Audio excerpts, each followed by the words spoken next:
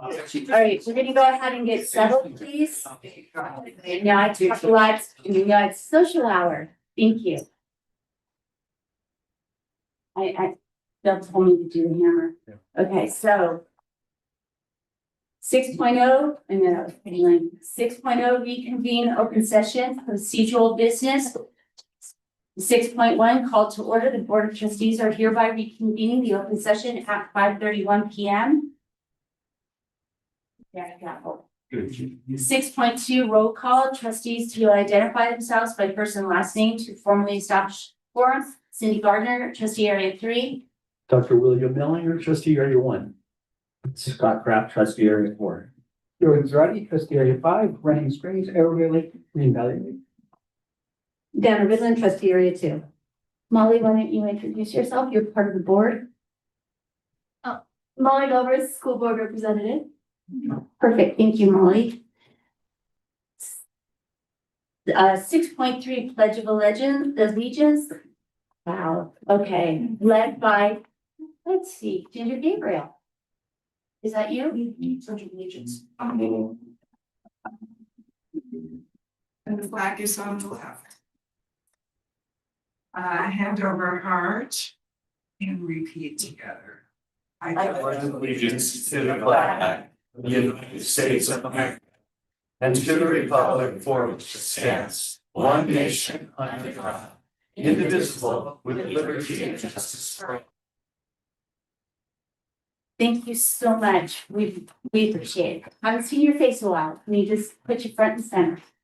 7.0 closed session report. 7.1 announcement of reportable actions taken during closed session. There are none. 8.0 public testimony. 8.1 public comment period for items listed on this agenda and non-agenda items within the subject matter jurisdiction of the governing board. We have some. The public comment period is administered by state law and is the point in the meeting set aside for members of the public to share their opinions with the board. Open meeting laws do not permit the board to engage in dialogue or answer questions.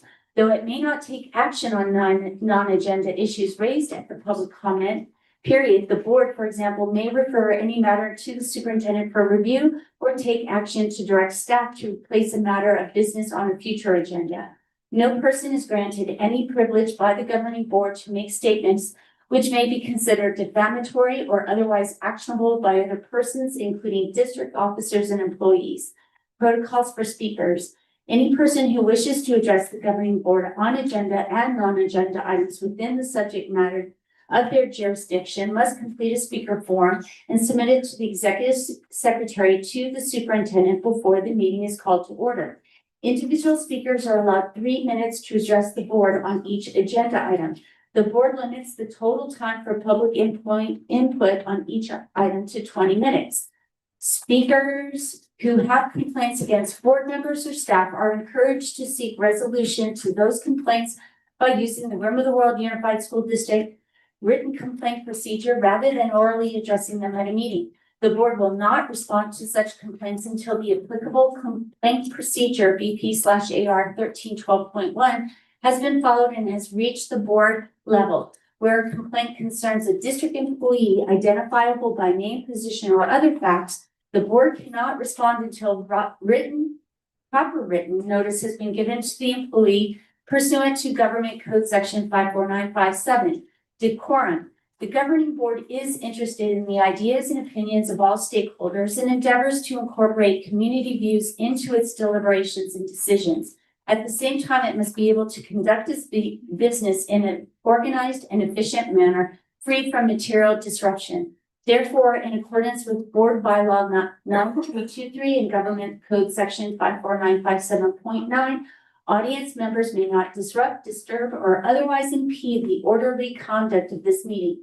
Open meeting laws do not confer any privilege or protection for expression beyond that otherwise provided by law. The public's understanding and cooperation are appreciated. So then we have 8.2 public comments. So we do have 4.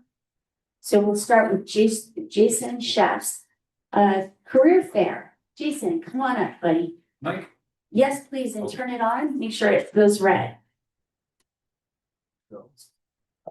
Good evening, everyone. I just wanted to thank you all for the career fair that we participated in. That was a really good event. It was well put together and worked out really well for us. That turned out to be one of our signatory contractors there with my local there, Climate Pros. I didn't even know they were coming.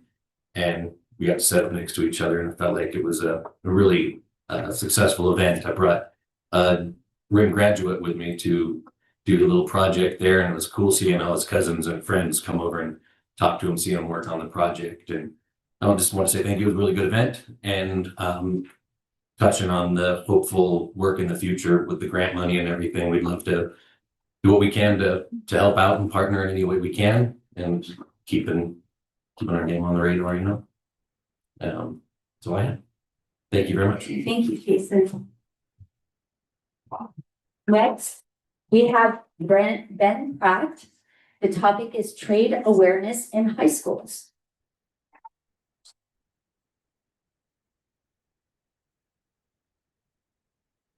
Good evening, everyone. How you doing? My name is Ben.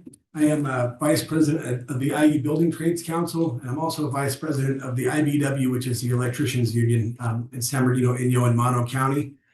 Jason took everything I was going to say. I was here with Jason at that wonderful event, and what we would like to do with the building trades is, build on that one event and start to enhance the partnership that we have with the district up here. We've done similar outreach with other districts, and we're really starting to pay dividends. In the IBW, I can speak more pointedly to that because that's my direct affiliation. We're really starting to be able to bridge the gap from graduation to employment with students on a level that I had never seen, before we started doing outreach to the high schools. We feel like that's where we lose our kids, is in that no man's land between graduation and their career. So what this looks like, is to be determined, by our partnership. However, the district chooses to partner with the building trades. We can tailor it to fit the needs of the students here in this district, in this community, and we look forward to doing so. Jason's a great partner in the building trades, and I know that he is a stakeholder right here in the community. And I look forward to him being a great liaison between us and y'all. And anything that we can do to help, any outreach that you guys need up here, please don't hesitate to reach out. If it's within our power, we'll do so. That's all I have. Thanks for listening tonight. Appreciate it. So what I would like to do is direct the superintendent with CT administrator and Mr. Keeney to have a meeting with Jason and Ben to discuss the partnership and see what we can lay down as a foundational piece and how we can integrate what you can do and what we can do for the kids. So much. Appreciate that. Thank you so much. We'll follow up and we'll be in touch. Thank you so much. Okay, then moving on to Brandon Van Dyke. The topic is sexual harassment policy. You have 3 minutes. I have 2 kids attending VOE Elementary who since kindergarten have learned what it's like to be VOE Hawks. As you guys know, the school acronym, it's to be honest, accountable, wise, kind, and safe. I'm here today to advocate for the safety of all kids. As the district's policy defines sexual harassment in Regulation 4319.11, sexual harassment includes unwelcome and unwanted verbal, visual, and physical conduct, regardless of whether the conduct is motivated by sexual desire. Adopting policies that allow biological males and biological females to share restrooms and or locker rooms is unwelcome and unwanted visual and potentially physical conduct. This violates the district's own definition of sexual harassment. Sexual harassment is further defined in Regulation 4319.11 as, and I quote, unwelcome conduct determined by a reasonable person to be so severe, pervasive, and objectively offensive that it effectively denies a person equal access to the district's education program or activity. Adopting policies that would put children into shared locker rooms and restrooms is in fact severe, pervasive, and objectively offensive. Without a doubt, if these policies are adopted, will prevent my children, and I'm sure many others, access to any and all RIM district educational programs. We will not participate in any RIM district school site that adopts such policies Further, these practices do not promote personal agency or responsible citizenship for any of the RIM district students. If we say we care about all students, that means we must care for all students. Adopting policies that force biological males and biological females to share restrooms and locker rooms is not honest. It's not accountable. It's not wise. It's not kind. And it's certainly not safe. Thank you for your time, board members. Thank you. Next, we have Ben Local. Close enough. Okay, sorry. No. Topic is policy on bathroom access. Yeah. In the same vein as Brandon, can we agree that no social class inclusion should ever be at the expense of another social class? Can we agree that no social class inclusion should ever pave the way, even for risk of great harm to another social class? A few years ago, Virginia's Loudoun County schools accepted and enacted trans-affirming bathroom locker room policies. They are now engaged in multiple lawsuits over the issues involved. One such lawsuit is about how a boy wearing a skirt multiple times gained access to a girl's bathroom, and in one of those times sexually assaulted a female student. Whether or not the boy was trans is not the issue. The issue is access. By merely wearing a skirt and presenting as a girl, he gained access to a private space to do what he wanted to do to a female student. These policies you are voting on could pave the way for the risk of great harm to come to many students, particularly young girls. If a student can merely dress a certain way or state whatever the gender they choose that day and be given unrestricted access to the gender segregated private spaces they want, then that paves the way for great risk to the safety and well-being of other students. This risk is compounded by the policy in the sexual harassment policy being proposed that their said gender identity and maintaining bathroom or standard bathroom locker room boundaries is, quote, sexual harassment. This condition of the policy will empower and protect harassers and abusers because they will argue that their sexual identities cannot be questioned.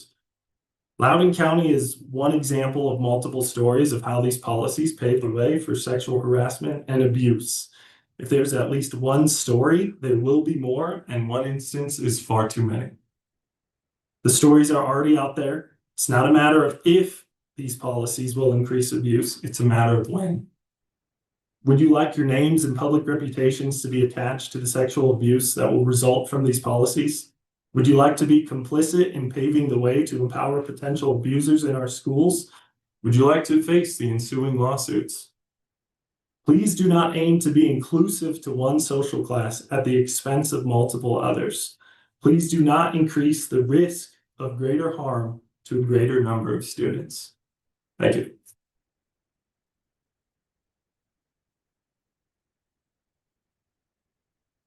Moving on to RTA. Do we have an RTA speaker? Yes, we do. Nicholas.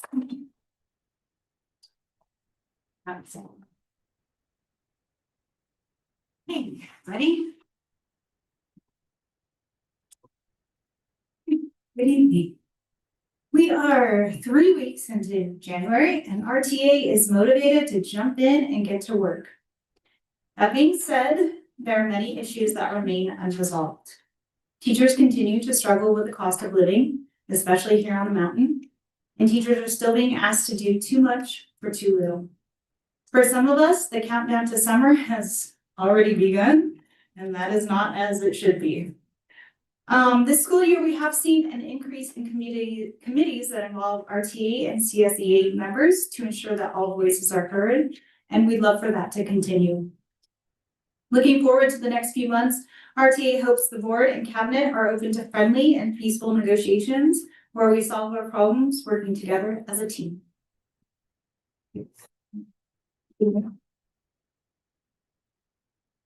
Next we have CSEA. Do we have, oh yay, Suzanne. Suzanne, go up, please.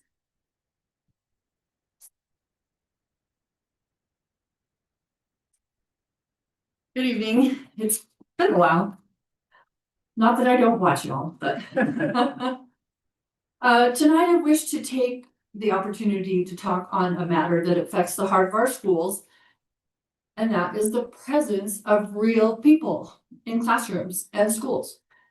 And you may have expected that I would talk about pay raises and all that, but we'll leave that for another time. It's not off the table. Our school employees impact our students, but I wish to speak specifically today about our instructional assistants who nurture, teach, and support our students every day, and the recent denial of a request to replace one who has recently resigned. With budget constraints, there is a growing allure for the use of technology. And I'm going to highlight why cutting back on human support is not only educationally short-sighted, but potentially harmful to the social and behavioral development of our students. Research shows that paraeducators and instructional assistants have positive impacts on student learning outcomes, including standardized reading and math achievement. Increasing paraeducator staffing correlates with improved academic performance and overall school proficiency rates. Instructional assistants do more than just help with worksheets. They work one-on-one with small groups. They help students process new concepts in real time. They support behavior and engagement and enable the teachers to differentiated instruction and diverse learning needs. Their presence increases instructional time and meaningful engagement, something a computer cannot replicate.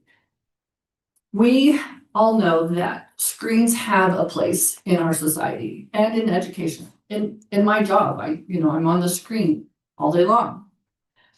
But there is strong evidence that excessive screen time can negatively affect children's development. Children who exceed recommended daily screen use show vulnerabilities in physical, social, emotional, and cognitive development beyond what we would expect. High screen use removes the face-to-face interactions, diminishes opportunities for children to practice essential communication skills like taking turns and reading nonverbal cues and empathy. Studies find that preschoolers with more screen time score lower on language production, comprehension, and parent-child closeness, which arises from reduced quality interactions. Other research links excessive screen exposure in early years with increased behavior challenges, anxiety, and attention difficulties. And I think if you ask any of the staff or any of the principals, they can tell you about the increase in excessive behavior issues that we currently have, which we have not seen in previous years. We also know that from educational research, learning is social.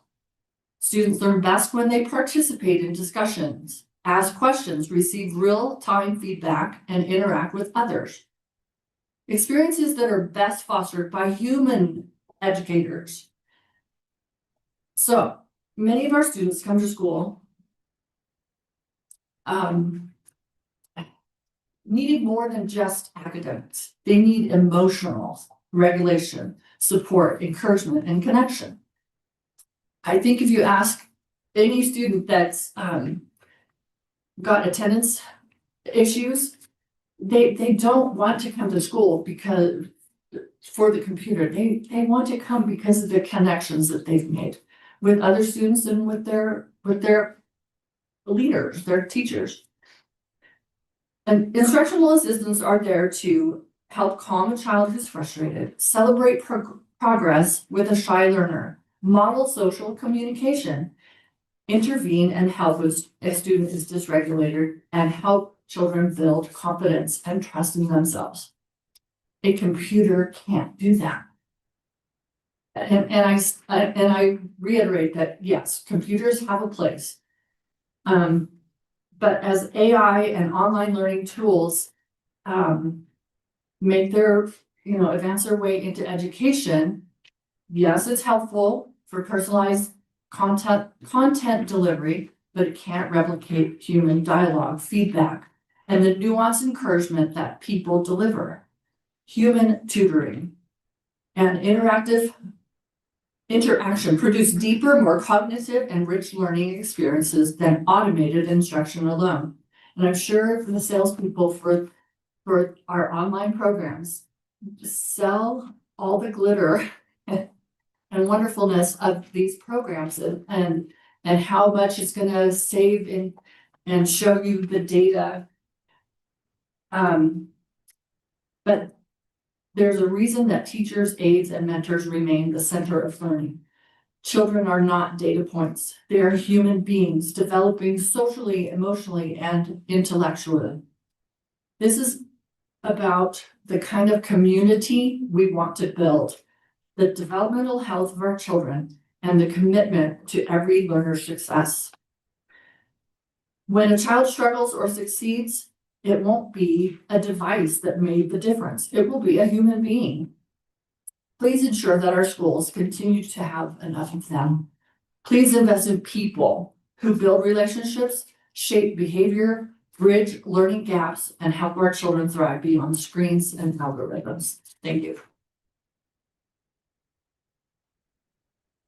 Thank you, Suzanne. Moving on to 9.0 reports and presentations. 9.1 student representative report. Molly Galbraith. Is that right? It's Skullbreath, yeah. Galbraith, Rim of the World High School. Yay, Molly. I have to apologize beforehand. I left my glasses at home. So we're gonna see how this goes. It's really bright in here, but I believe. Okay, we're gonna start out with our, can everyone hear me? Am I close enough to the mic? We're good, okay.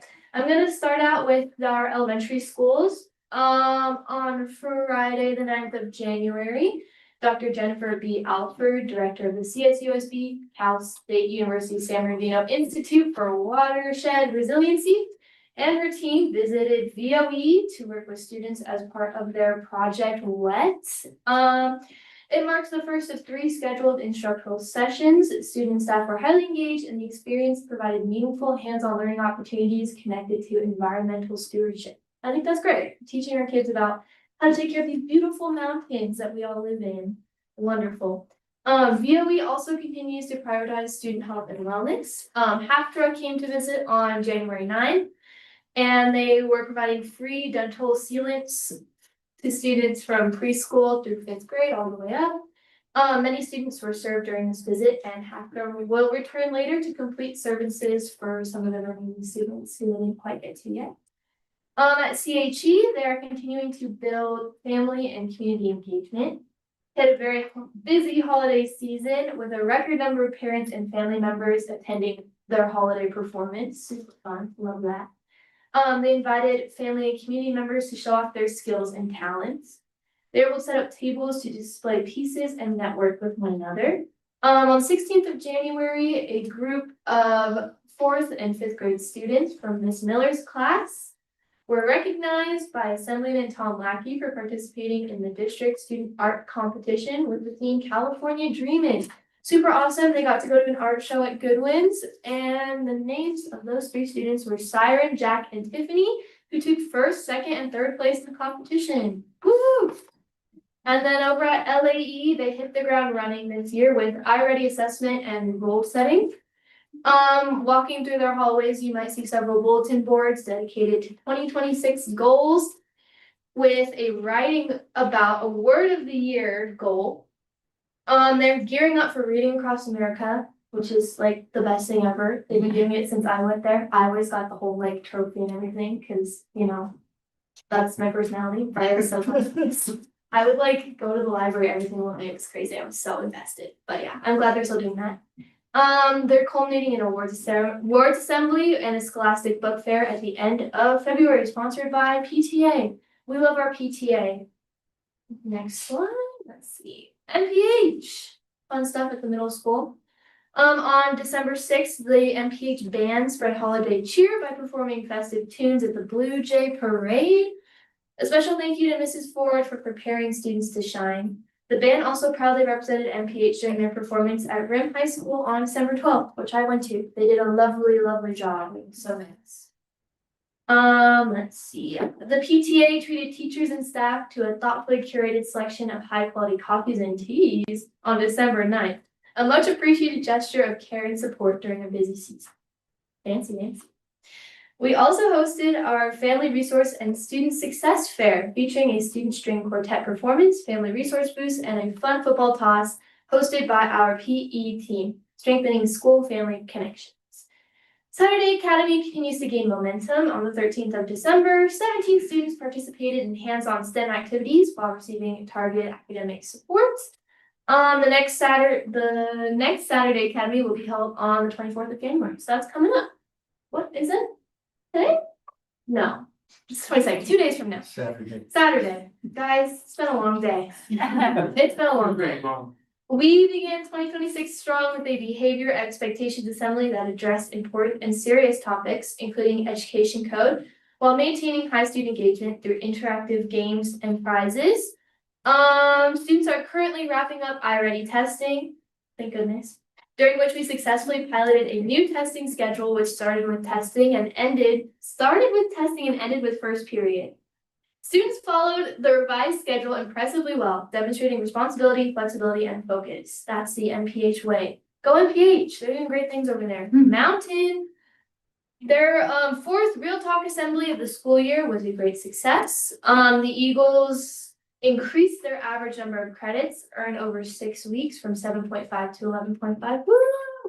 12 students surpassed their credit goals, with one student setting a new record by earning 24.5 credits. Congratulations.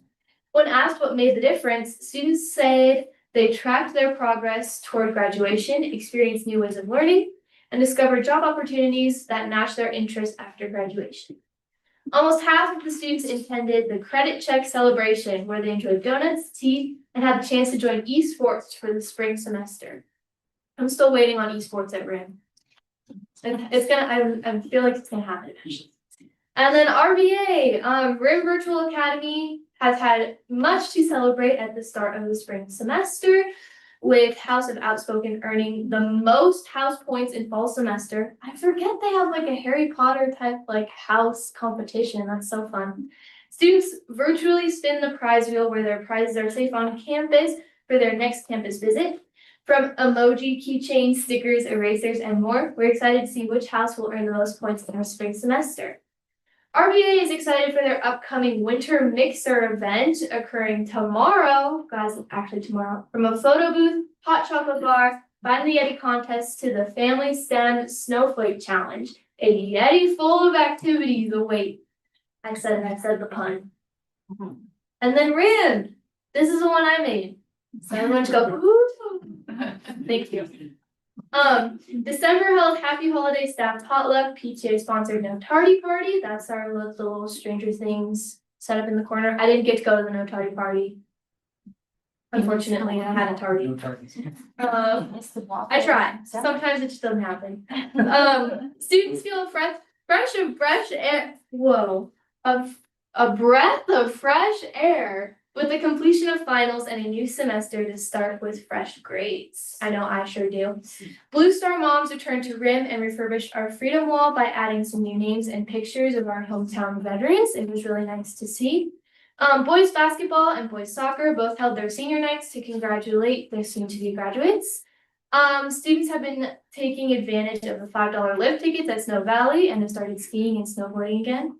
Woo! Nobody break anything, but it's so much fun.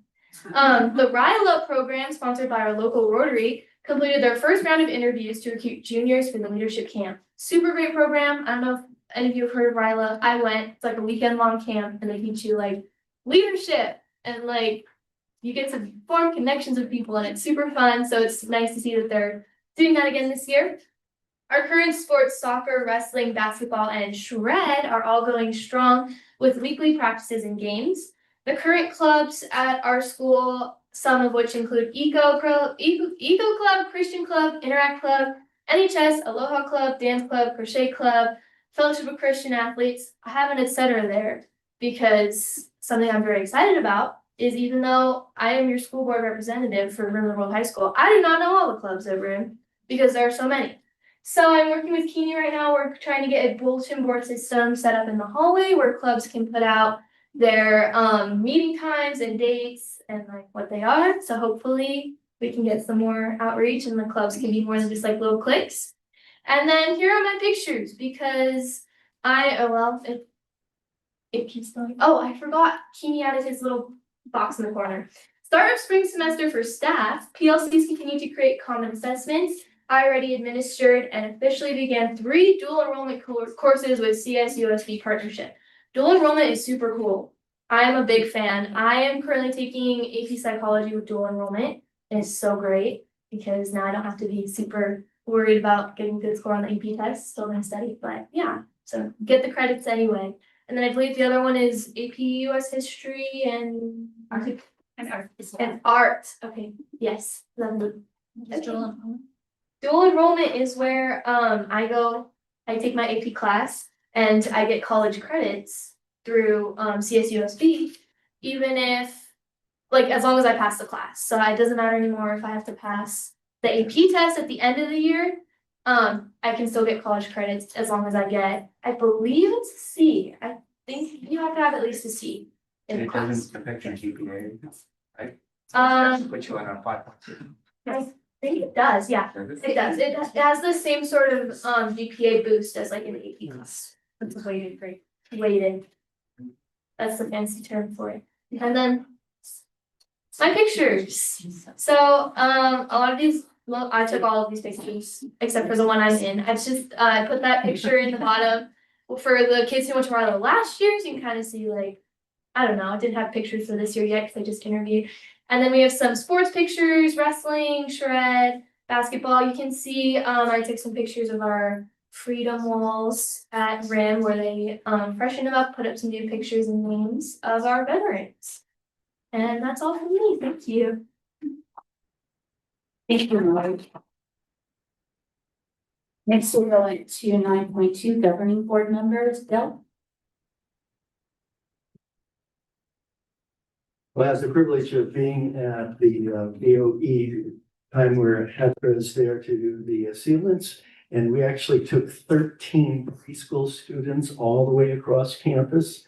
And every single one of them were getting their, looking at them and doing the screening for all of them. When I went over to get the preschool, I thought, oh, I'll have 3 or 4 maybe is what we were told. And when I got into the classroom, the teacher said, oh, all 13 students are going to get screened. If you know anything about the screening, you know that some kids get a little bit nervous about having somebody put something into their mouth and tickling them inside the mouth. And not one of those kids started crying that I recall, but I have a bad memory.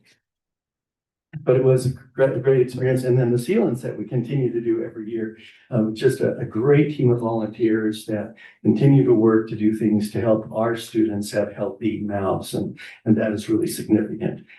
All of us have participated today and the last couple of weeks in learning about the governor's budget. And can I just say, we need to continue to try to do something about the fact that our governor continues to take funds away from education that are supposed to be committed to education. We're supposed to have 40% of the budget, period. And that's supposed to be the minimum. Instead, the governor now, although he, quote, replaced funds from the previous year, supposedly, is now taking 5.6 billion away from us again. And it's illegal, clearly goes against the Constitution. And I would just encourage you, as you speak about concerns that you're concerned about here in our community, but you also would be concerned about the finances and what the governor is doing and so protest, write letters, make phone calls. It really can have an effect. Also, I am really appreciative of both RTA and CSEA that there is a sense of teamwork. Nick and Suzanne, we are in this together. We do really care about each of you. And I think Scott's been the one who said it best. We'd give you so much more if we had it. And that's what's disturbing is to notice $5.6 billion kept from schools. That translates to several thousands of dollars here in our school district that we cannot give to our staff. And that matters to us.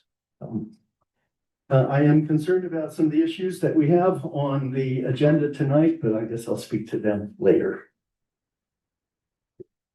All right, Scott?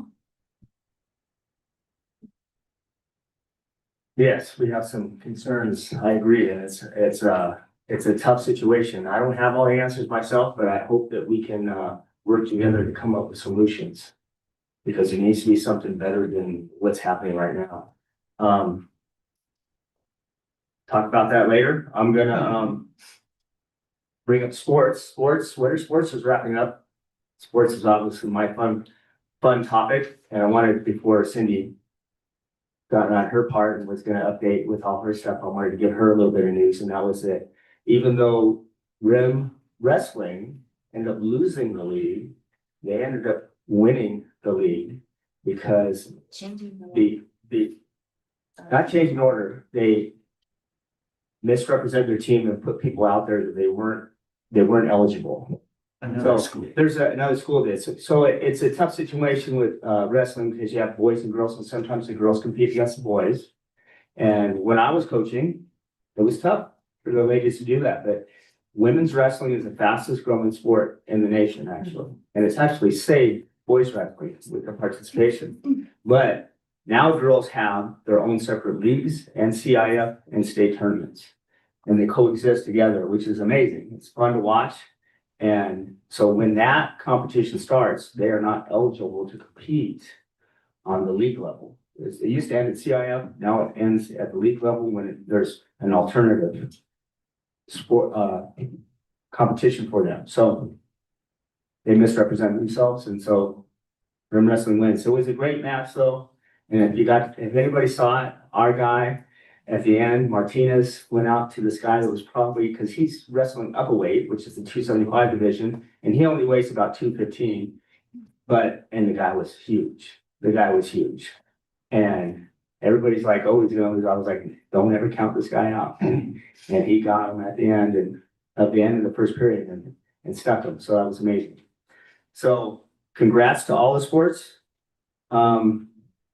Negotiations, I'm so hopeful that it goes well and it continues to improve. I think everybody's wanting to work together, which is amazing. Our teachers and our staff, not only do they not make what they deserve, they never receive what they deserve. And as long as I've been a teacher at RIM, I never saw that happen ever. Never happened. I would encourage everybody on either union, because RIM does not control that much of the budget. We control a great portion of it and where it goes, but we want to have a comprehensive school district. We have to provide that for our students. But when 90% of your fees in union, almost 90%, somewhere in there, are going to the state level, the state level should be advocating for schools like us. And they should be advocating to change the policies so that we get something at least equal to the schools in our surrounding area. And that's not happening. That's not fair.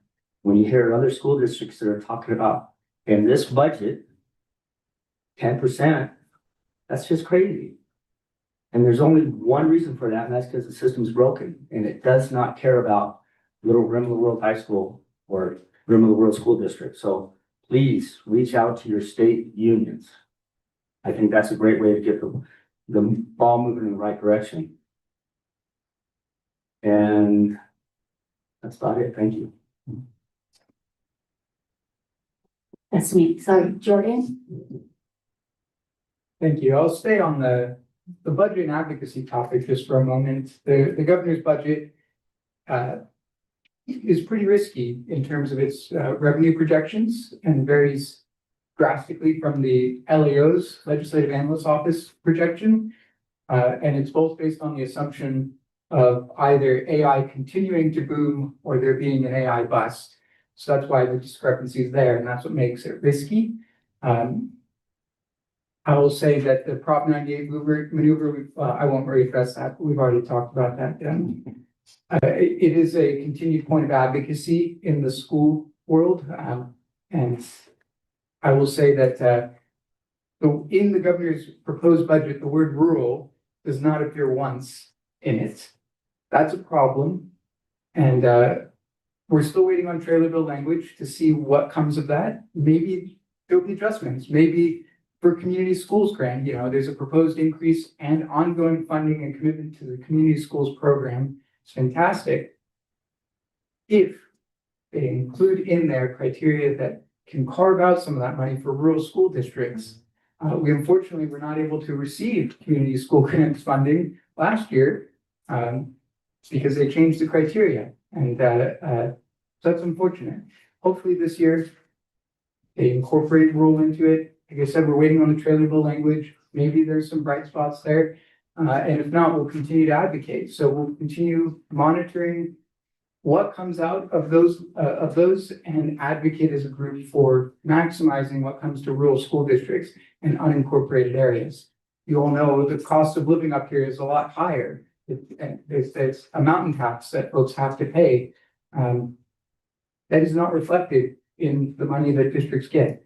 And that unfortunately means fewer programs than down the hill or less funding for those programs, I should say. We still have a plethora and really do the best that we can with what we got, and that's what we'll continue doing. But there may be some advocacy opportunities between now and the June budget adoption that comes up in 5 months of intense negotiations, really.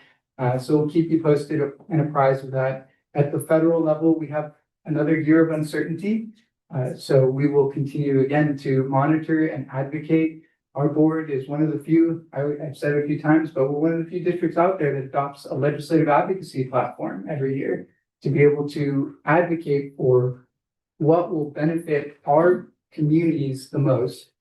So again, at the federal level, we have advocacy points and we have that platform adopted, and we'll continue to push for those to stabilize and increase funding that comes through to our districts so that we can maximize our programs and services. I'll get off my financial soapbox now. But if you are interested in engaging with the school board and helping us advocate at a state or federal level, please reach out to us because there are plenty of opportunities where we as a community can make our voices heard collectively. And Thanks, Jordan. Next we have Jordana. Good evening, everybody. It's wonderful to see so many folks here, and I will try to keep this brief and try not to be repetitive. I'm going to get back and step on my soapbox as far as finances are concerned. And throughout the presentation that we went to, the workshop we went to this morning, I had some things that stuck out for me. And so I just want to quickly go through some of the things I found were significant. One of the things that was on one of the slides indicated that annual cost for special ed students, students with special needs was averaged out to be $25,406 per student. I look back at the LCFF, our funding per student slide, and we get about $12,500 per student. So the math is that with our SPED students, our costs are double what we're getting in. So it's that was really concerning and thought it was noteworthy. Another thing that struck me is that the equity multiplier, which is a newer thing that's been incorporated into our budget, into the state's budget, which is taking a look at those schools that have additional need or interpreted to have special additional needs above what their initial funding is providing. And there are something that Jordan mentioned earlier. He added up that LA Unified School District has about $70 million additional coming to them this year, just from the equity multiplier. And their funding LCFF is based on your unduplicated count, your UPP percentage for school district. So their funding at this point is on the neighborhood of $1,500 more per student than what we receive. And they don't have that the additional transportation cost, the additional maintenance cost that we have up on the mountain. They're already receiving $1,500 per capita more, every single student in that school district. And then they're going to be receiving an additional $70 million with the equity multiplier. And what struck me with that is sometimes there are problems that are not solved by throwing additional money at it.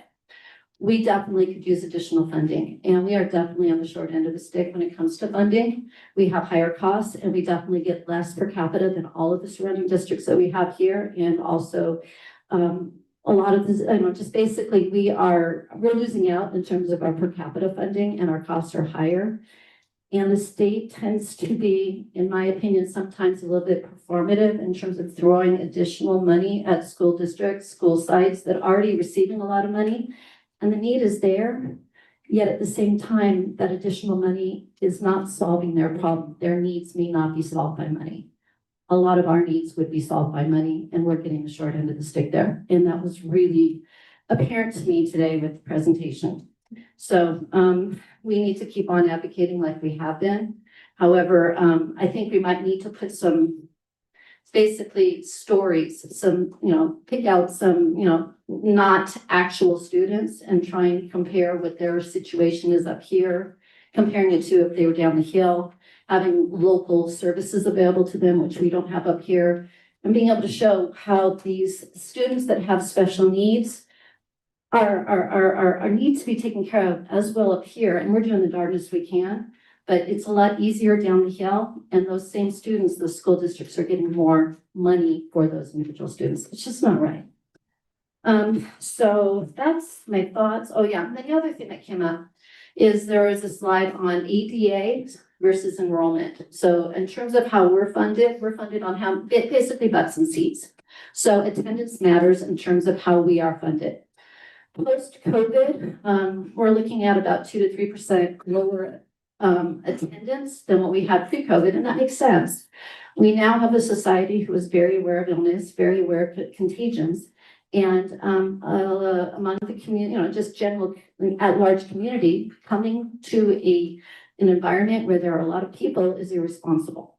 So before it was maybe considered to be heroic to show up to school sick.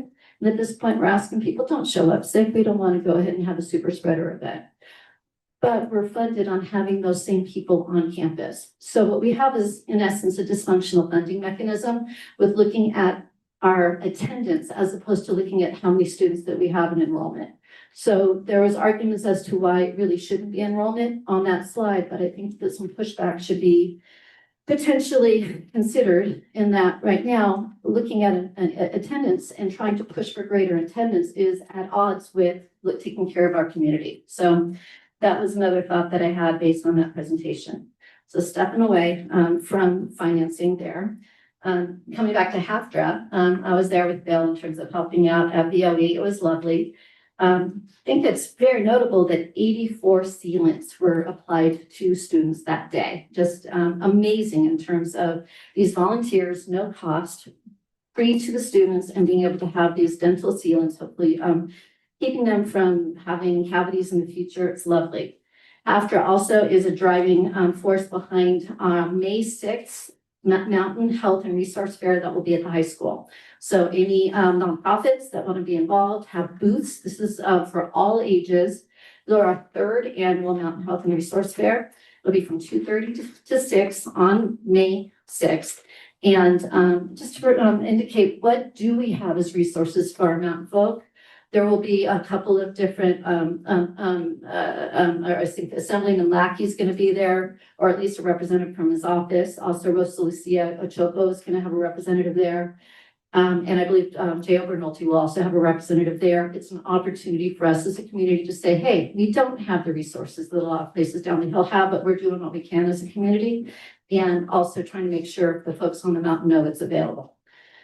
Let's see what else we have here is RILA. Just a big shout out to our Rotaries. They do great things for our kids. RILA is funded by Rotary. It's a Rotary program. They do it annually and it's phenomenal.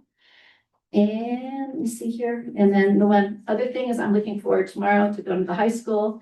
Advanced drama is going to be competing and they have a comedy that at 4 o'clock, I'm going to be able to come and see a half-hour show and I'm really excited to see it. So thank you. Thank you, Jordana. I'm going to hold up on anything that relates to do budget because there's the legislative report that's coming up. So we can continue budget. Let's not be redundant. Let's just add value to the conversation. Just saying because I tend to go off track tangent. So I do go off tangent. So, the stuff that I've been doing, went to now a couple of wrestling matches. I suck as a wrestling parent because my kids didn't do wrestling, but I sat on this, Scott can say I suck, but I sit on the sidelines and I'm clenching my teeth. I am angst out. I am like this. I'm a basket case because wrestling is one-on-one. My kids played team sports, soccer and baseball. And so wrestling, I am a basket case stressed out, like coming unglued with what's happening. And I know, and Scott keeps telling, I was there when he said, sit, I know, I keep hitting Scott. I'm like, oh. So I have to say, I never got into wrestling and now I'm totally into wrestling, except that I'm not a good viewer of wrestling because I really am stressed out. And when I leave, my jaw is so tight from clenching it. And it can turn on a dime. Like one of our kids could be, I'm like, oh my God, he's losing. Scott's like, just relax. He's one of our best wrestlers. You need to put a pin in it. And I'm like, we only have 30 seconds left. It's ever in the third period. And Scott's like, relax. And then Martinez came out and just boom. And we won. And you just go, how does that happen? I don't understand it really yet, but I'm like a super huge fan right now. So thank you to that. I did go to I know Scott's all excited about that. So thanks to Joey Dorsey and everybody on the RIM wrestling faculty who encourage us to come out and view wrestling. Went to girls soccer. I really have to say I'm sort of a soccer snob because my girls play club and they are moving the ball around really well. Love that defense and love how the center is holding. Good stuff. So I'm encouraging you to go out and see it. Boys, I haven't seen them yet, but I know that they're doing really well and I'm excited to see them next week. So I'm just saying, go out. Boys basketball, girls basketball. It's indoor. Come on, you don't even have to have hot cocoa really. So the sports programs are really amazing. And our kids, I have to say that in the past years, anywhere between 35%, almost 40% of the students that were in high school participate in sports, which is huge. So please come out and support them. And like Jordan said, tomorrow night is the RIM High School drama. It's bad actors in bad auditions or bad auditions by bad actors. Bad auditions by bad actors. There you go, which I think is hysterical. So please go out and see it. It's I love the last one, Chaos and Crowns was awesome too. So we have a lot of really great things. I'm excited. I'm excited about the discussion with trades and CTE pathways. I think that's a really, Scott's out for that too, especially the building pathway, building and something, it's BET or something like that. So, oh good, that's what it's called. Don't laugh at me. Okay, so then now I've lost track of everything. Oh, PTAs. I want to say that PTAs are a really great partner. They are very creative in their thinking in supporting the needs of the schools. They come up with really fun activities, partly because they don't want to be bored. So they're like, oh, what can I amuse myself with? And I'm going to give an example just because it was funny. So when Molly said, oh, RIM High School had a no tardy party, and the person that came up with the idea, the things, Jeannie Steinson, the RIM High PTA president, she's like, let's do Stranger Things and do 80s and blah, blah, blah. I'm like, okay. And she goes, and let's do waffle ice cream sandwiches or regular waffles. And I'm like, oh, I love them. We're going to feed 140 kids waffle ice cream sandwiches. And Mr. Keyes, you expressed doubts, but we pulled it off. I had to clean out my freezer, defrost a lot of meat to put all those waffles in my freezer, but it was so fun. It was really, really fun. So thank you, principals, for allowing PTAs to think outside of the box And even when you go, I don't think that's gonna work, you just go ahead and trust the process and then it becomes amazing. So thank you for allowing the outside of the box thinking about and trying to remove barriers of us having fun while we're letting kids have fun. So I also want to thank Stephanie Phillips for continuing to oversee Scott's Lodge at Rim High School. If you don't know what that is, prior to COVID, actually, PTA organized the old ASB room, and Cinderella's Closet and Prince Charming's Closet came together and then expanded, and there's toiletries, there's feminine products. I know that you don't want to hear that, but there are clothing, boots, shoes, bedding. There's all these things that are in there for our kids to go shopping. If they need something, there is a place for them to be able to get what they need. And those kids that are very needy, we do provide privacy so that they're not shamed when they go shopping. So that's very important, especially for teenagers, who thinks everything's embarrassing. And so we are just so grateful for Stephanie overseeing that program still and being able to continue that work. Everything's free. The kids don't pay. They just, and it's not, there's some used stuff, but there's a lot of new donations, like new shoes, new boots, new coats, and outerwear, new bed. Yeah, you don't want to have used bedding, that's disgusting, but new bedding. It's just amazing what Scott's Lodge is. So if you're interested in volunteering, you can see Steffi, because it's a great experience to be able to help students who are in crisis in their families. So thank you to that. And I think that's it, because the rest of it is a legislative report that I need to do. Or we need to do, sorry. Oh, sorry, 9.3. 9.3, sorry, Dr. Saviano, I didn't forget about you, but I forgot about you. So 9.3 Superintendent, Dr. Paul Saviano. Good evening, everybody. How's everyone doing tonight? Great, good. Okay, I want to highlight a little different area tonight. I'd like to take a moment to recognize our outstanding arts programs for providing our students with opportunities to showcase their talents and skills. None of this would be possible without outstanding teachers, Prop 28 state funding, which has really been helpful in expanding our arts program. Not enough money, but certainly it's a good start. And also our community support for the arts.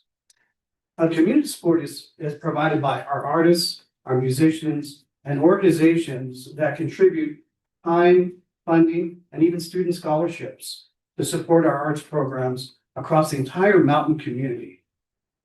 The Arrowhead Arts Association is one of several organizations that provide resources to support our district arts programs. Over several years, the Arrowhead Arts Association has contributed additional funding, donated musical instruments, and resources to support and enhance our K-12 music programs across our district. Each year, the San Bernardino County Superintendent of Schools requests nominations for the annual Education Medal of Honors Award with the county.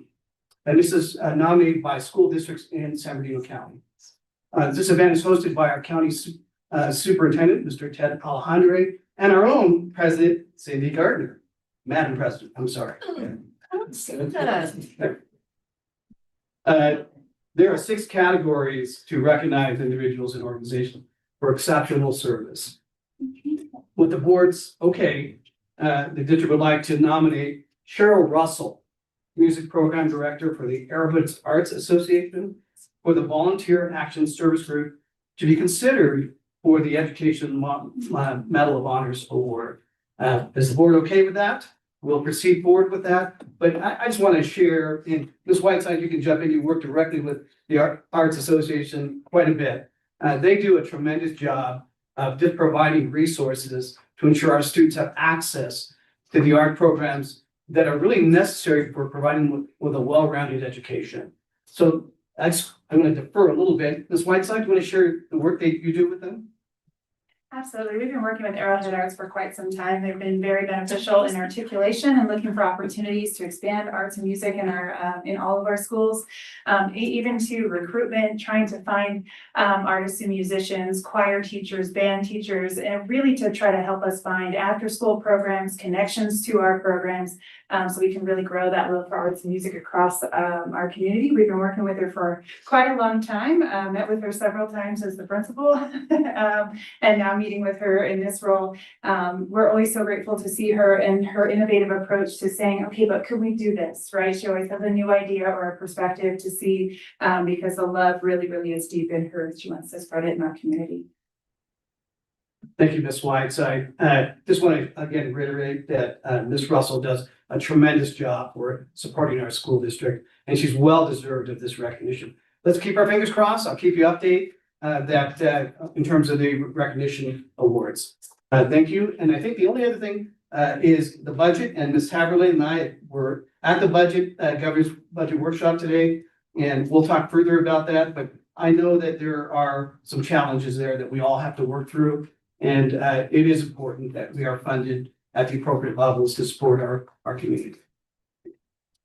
Thank you, Dr. Saviano. So now 9.4, Business Services Financial Audit Report 2024-2025. Presentation of the audit by Lourdes Vilches. Is that correct? Ooh, I got it right. I'd like to ask for Liz to please come up. She's going to just walk me through the audit report that has been completed and submitted to the state and other organizations and the county. And she's instrumental in planning and overseeing our audit alongside with the partner Shiloh that you've met several times before. So if Lourdes, we can just click on the button so they can hear you, that'd be great. Thank you so much for coming up here tonight. Good evening, everyone. It's a pleasure to be here. I'm from down the mountain, so I love coming up here. It's beautiful up here. So Lake Gregory I never got a chance to come to Lake Gregory until I started auditing the district and being able to see everything. It's absolutely beautiful. So very happy to be here. As Jenny mentioned, my name is Lourdes. I am senior manager in charge of the district's audit at Ed Bailey, and I am here to present the 24-25 audit results with you. So just to kind of give you a little bit of an overview, there are three main sections that we take a look at when we look at your audit. We look at your financial statements, we take a look at your federal programs, and we take a look at your state programs, all of which include an element of internal control in them. I do want to remind everyone that an audit is designed to provide reasonable assurance and not total assurance that your financial statements are free from material misstatements or basically anything large enough to change a decision by someone looking at your financial statements. So with that being said, I'm happy to announce the district did receive an unmodified opinion on the financials. Federal programs and state programs, which is the highest, cleanest level of opinion that a district can receive. And on top of that, there were no findings, which is absolutely fantastic. So, are there any questions? I haven't, I'm confessing, I'm still going through this whole thing, but well, the one question that I was going to ask is sometimes ASB pops up as an issue, and am I hearing that not this time?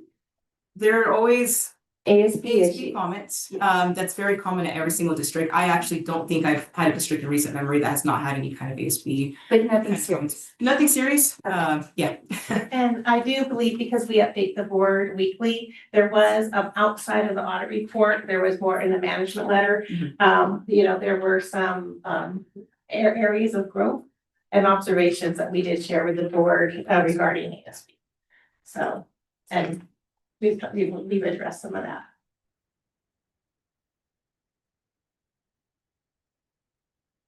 That's it. Any questions, you guys? I was like, wow, this is gonna be 30 minutes. And I'm making this quick. I love it. Welcome. Thank you so much. Box. Appreciate it. Thank you so much for coming up. Please enjoy. I think that's trying to sign there. There are some. I've had quite a few and they're fantastic. Okay, perfect. Thank you so much. All right, 9.5 Educational Services, presentation of the California Schools dashboard data, including climate and culture, Kelvin, and social emotional learning metrics. I have a quick question. Are we looking at the dashboard in its entirety in all sections? Because I know we already have PASS. Yeah, great. So the CCI, are we looking at CCI? Because you know that's my thing. Yes, it is, and I had anticipated that. So you've got a CCI section, you've got a graduate section. But yeah, so you have a couple of things before you. So good evening. Thank you for the opportunity to share more about the dashboard. So a couple of the things that you have the slideshow in front of you.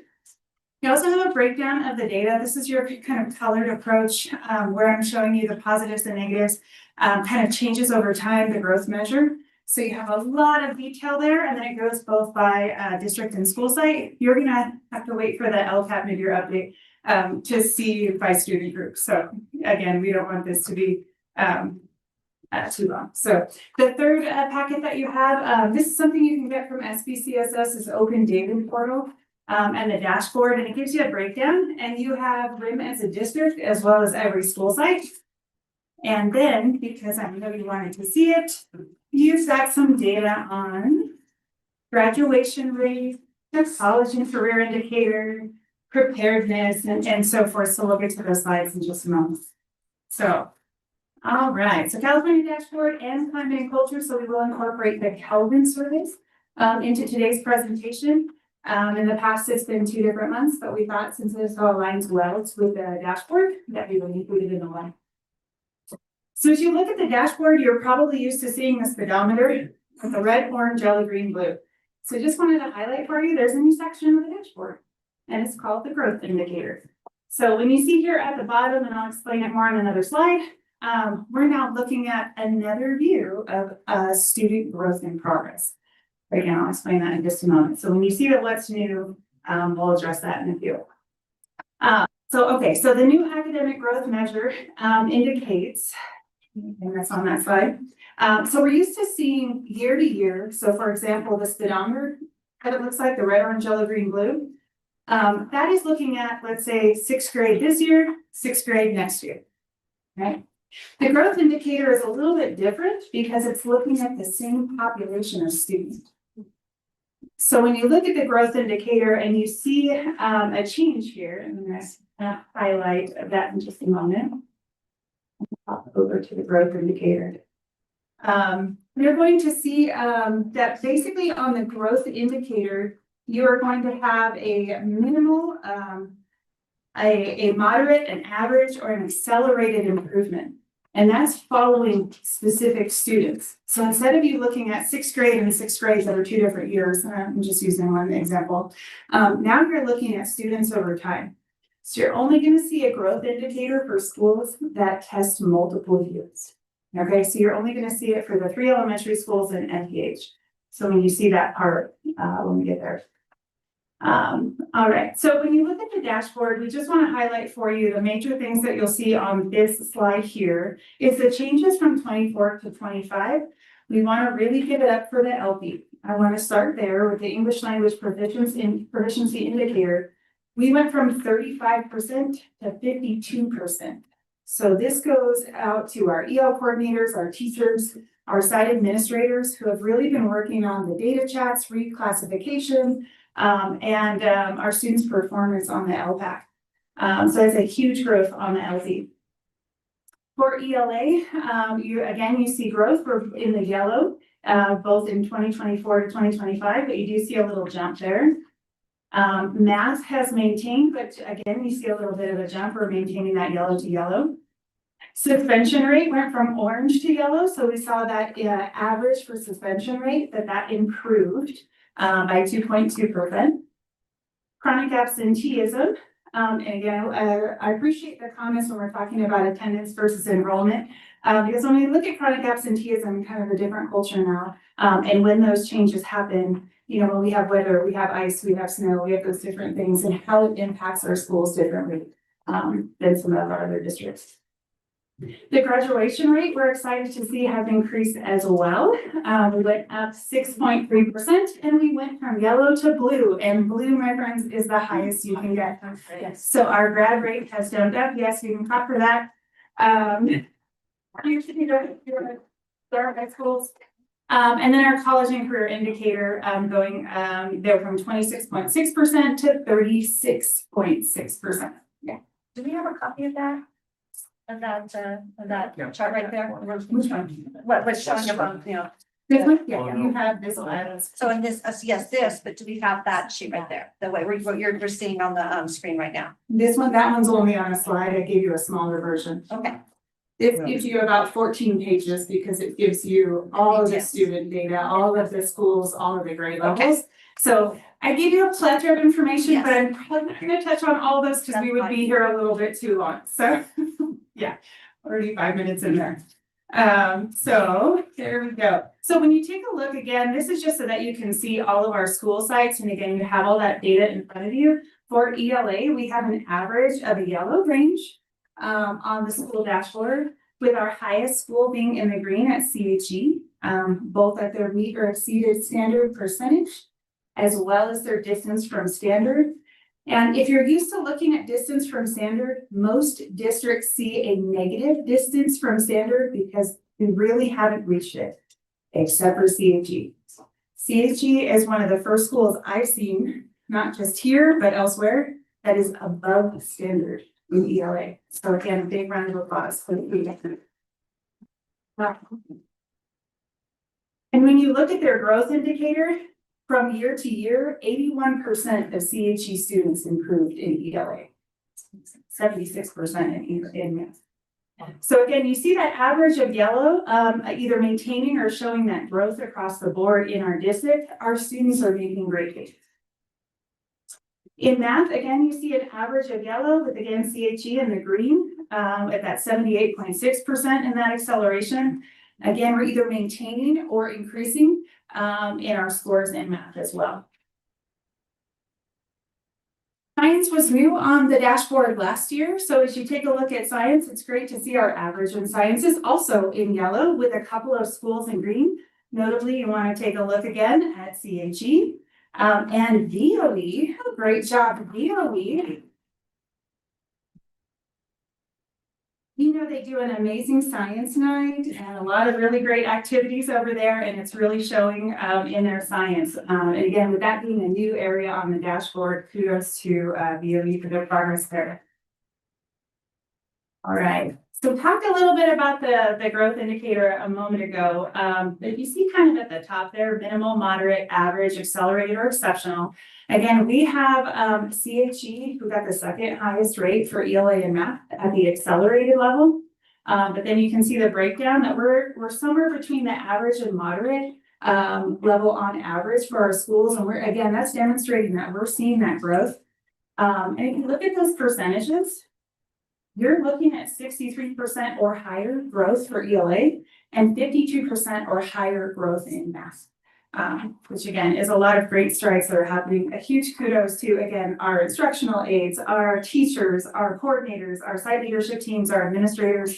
There's been a lot of hard work. And again, I've got to also give some kudos to our instructional coaches around building our guaranteed and viable curriculum. And our assessment culture and the intervention and enrichment process. One of the final slides you'll see in this presentation is again highlighting that, as well as the PD and training that's really been moving forward. So we talked about the growth indicator. We took a look at the LP. Again, this is the highest growth in the LP that I've seen since I've been in the district. I've been here for about 10 years and taking a look at that growth, we have 3 schools that are either blue or green. Okay, so kudos to MPH, LAE, and RIM for their efforts with their English language learners and getting that proficiency. They're making huge growth, but as a district, we saw an increase of over 17%.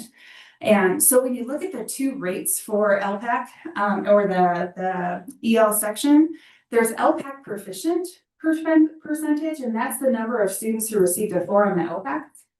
And then the LP percentage is identifying students who moved 2 or more levels on the LPAC. So they could be, let's say, a 2A on the LPAC, and if they move to the 3A or higher, that's showing 2 areas of growth. So you can go A to B. And if you move 2 slots, then you get that percentage in the LB. So again, seeing great growth in our LB. Now going to high school success. First item down. Okay, looking at that graduation rate, I know we clapped for that already. But I included a couple of slides that you can take a look at in a little bit more depth if you go onto the SBCSS Open Data Portal.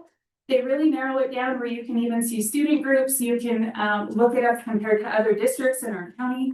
But looking at the high school trends, we are on average blue. That is the highest rating again for graduation rate. Again, a huge kudos to all of the work happening with our high school teams. And look at those gains. And I'm gonna point out Mountain. I know they're in yellow, but they were at like 40% and they grew 20%, like up to 60. For continuation high school. I am so proud of Mountain. Grad rate. You're doing a great job. And having been at Mountain today, I just want to highlight a little something. Their work with Solution Tree has really been beneficial. They just started credit trackers where they're demonstrating their mastery of standards through the different activities, assignments, tests and assessments that the students are doing. And so they've created these credit trackers that align to standards mastery and how they're building their own proficiency and skills. It's really cool to see. So next time you're at Mountain, ask one of the teachers, I want to see the credit tracker. They'll pull them out real quick for you and you'll see. And the students get excited to share with you how they've been earning their. I'll make sure to tell Mr. Whiteside that Mrs. Whiteside said I could come. Okay, I will let him know. I will let him, is that okay, Jeremy? Of course. Okay, all right. So taking a look at the graduation rate, that just gives you another slide to kind of see our graduation rate over time. And again, we just looked at those numbers. This slide with SBCSS gives you an opportunity to see all of our districts in our county and our preparation rate with a college and career indicator. And so if you're familiar with college and career readiness, you know that that college readiness, we're looking at advanced placement, we're looking at UC, we're looking at Cal State. We're looking at college credit courses. So it was great to hear Molly talking today about our dual credit courses. We just had a meeting at the high school yesterday about those, and we're grateful that it is within our board policy to assign the weighted grades to the dual credit classes as well. And it's interesting as students are identifying the difference between dual credit and dual enrollment, right? You can have a high school schedule and be dually enrolled in a college class, but you don't get credit for both. These courses are credit for both. So credit for the high school class and for the college class at the same time. And so again, we're very grateful to Cal State San Bernardino for the dual credit opportunities that support our A through G, for the direct admissions through our A through G process and CCGI. There's a lot of really great, exciting things happening at our high schools. And I want to give credit to the teachers for making sure that their syllabi aligns with the requirements of Cal State San Bernardino. I mean, that's extra work and we appreciate that so much for that opportunity for our kids that they participate in happening. And to add to that, they've been working on this since last spring to get these classes approved. And again, we just talked, thank you to Mr. Keeney for organizing that meeting yesterday. And the teachers really having that strong collaboration on how does this impact our master schedule? How does this impact AP? And how do we make sure that we are providing the most opportunities for students within our master schedule that might align some AP opportunities, some dual credit, and some hybrid opportunities as well. It's really opening the door, and yet you still get the weighted grade like you would with the AP course with the dual credit course. Is there still a penalty part of that then if they end up having a poor semester or class? If they do have the poor grade, it would be similar to the AP process. So take a look at that and make sure that they get support. This slide does break down for you, and I just wanted to highlight the top there. With the college and career indicator, we have the preparedness indicator, and 36.6% is the highest rate we've had in 5 years. So we're just going upward in our trajectory. And part of that also includes sealed biliteracy and the number of students who have completed at least one CTE pathway. All of that is in the CCI indicator. And this is a conversation for you, Jason, to be having, is our master schedule is really tight at the high school, especially in 10th and 11th grade. So some students who are on a path for a four-year college and they're thinking AP, now dual enrollment classes, CTE, that second class, can fall off the wayside. You know what I'm saying? So that is a conversation, like how do we How do we change that? How do we accommodate that? How do we allow for kids to be able to get that additional class in the pathway done in a very tight master schedule for the kids? So that's just a conversation. I'm not saying, Jason, you have to solve our problem. I'm just saying is that I know that in talking to kids, that is one barrier, is that get that master schedule and the intent of the kid versus their wish list, you know? So a good conversation to have is how do we remove barriers for those kids to complete a pathway? Right. There are definitely some things that districts can do to address that, which include, and may not be as popular, but you can also look at expansion of credits for graduation, which allows Yeah, more that'd time. be fine. I know people won't like that, but that's one way districts have done that to address that extra class that kids need. So something to consider in the future. And how we look at those work-based learning opportunities, and apprenticeship programs. So I really appreciate our speakers today sharing that with us and our opportunity to explore that further. Question, the advanced place on that prior slide, 62 AP exams, is that how many exams were passed or how many were taken? It looks like you're looking at it. So it should be what is passed versus what is taken. 62 should be passed. That's amazing. Yeah. There's more kids kids higher than that. There's more kids taking, like, the high school, what was reported by Mr. Keeney Yeah. is that over 300 AP exams were ordered. And last year, like 200 and something were ordered. So more kids are taking the AP exams, which is a positive. And so that's our pass rate is like at 69% or something like that. But which is really high when you look at how many tests are being taken. And we're encouraging kids to go for it, go for the test. We'll worry about the percentage of kids passing, but you go and push yourself. So I really appreciate that messaging. We've also subsidized the AP test fees this year with the A through G grant, which has been again, we're seeing a higher cost than we even anticipated, which was great because we still have the wiggle room within the grant. But to see the interest is really great from our students, and that number keeps rising. I also think it bears repeating the 90% for A through G courses, plus the additional 6 where it's approaching. That's as far as A through G compliant, comparison, that's huge, and that's been many years in the making and trying to make sure that our classes, the various courses were reclassified. So that's just amazing. So huge job. And part of the initiatives of the A through G grant, Yeah. to see that happening and the very efforts that are happening at the high school. All right, so going into the climate and culture side, we'll take a quick look at suspension rate averages that are identified on the dashboard. We've again seen an improvement.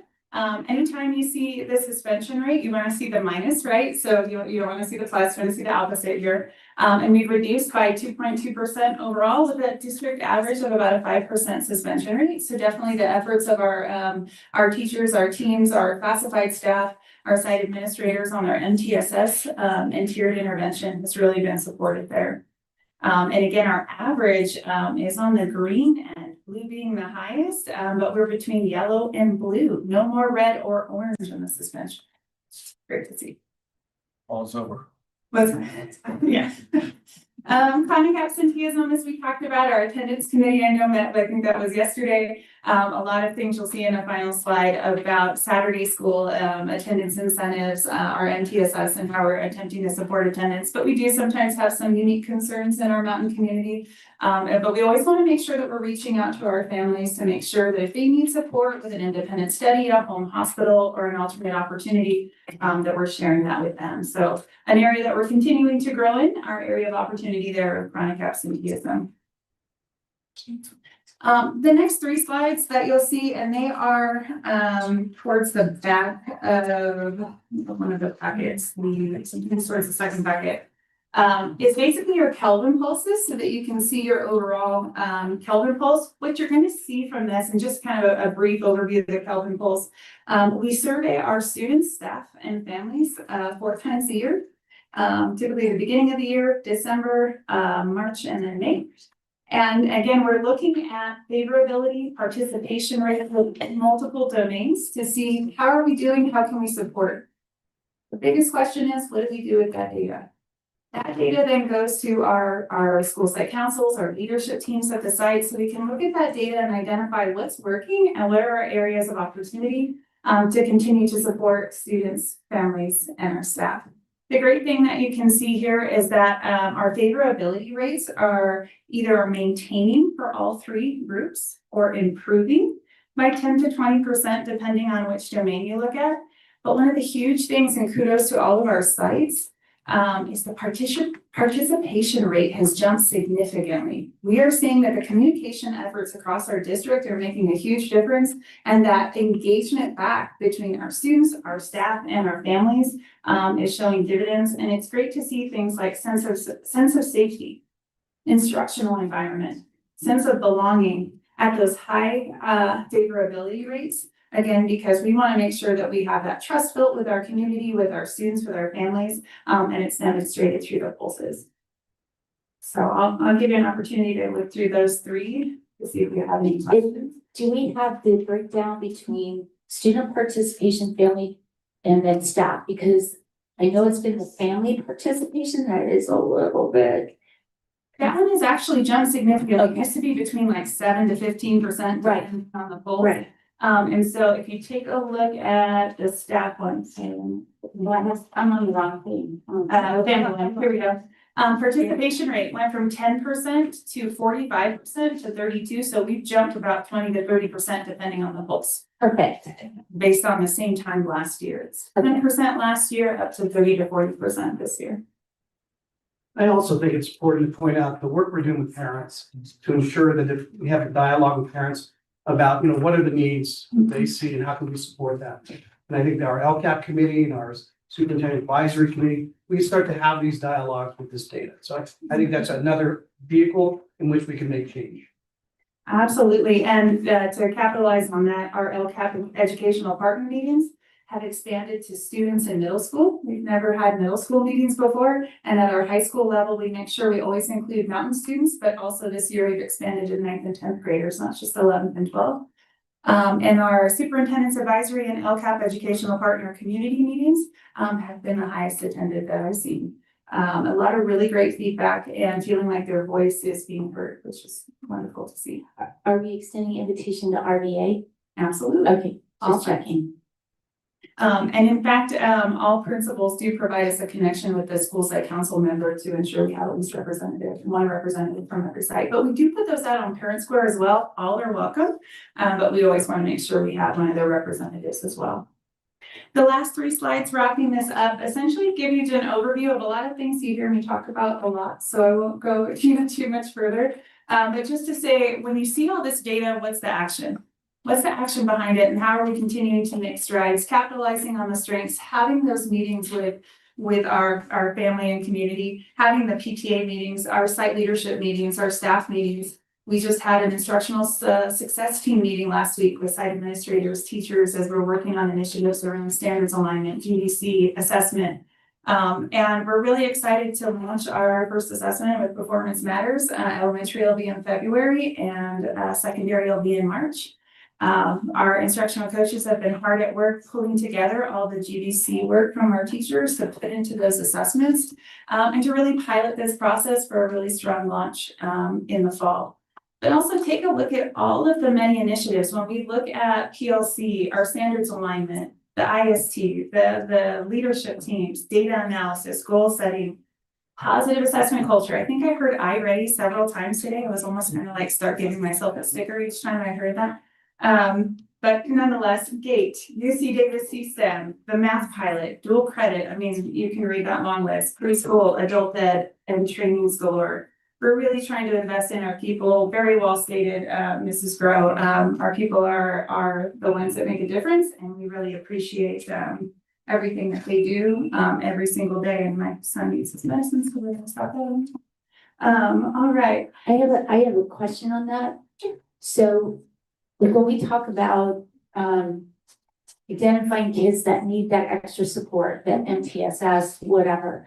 I brought it up before, like, one of my concerns at the high school level, is, especially at Rim High School, is the fact that there's no room in that master schedule for some kind of period of support where kids can get that academic intervention. So we're relying on an after-school tutoring program, but literally not a lot of kids can go because they either work or they play sports or they're in some extracurricular.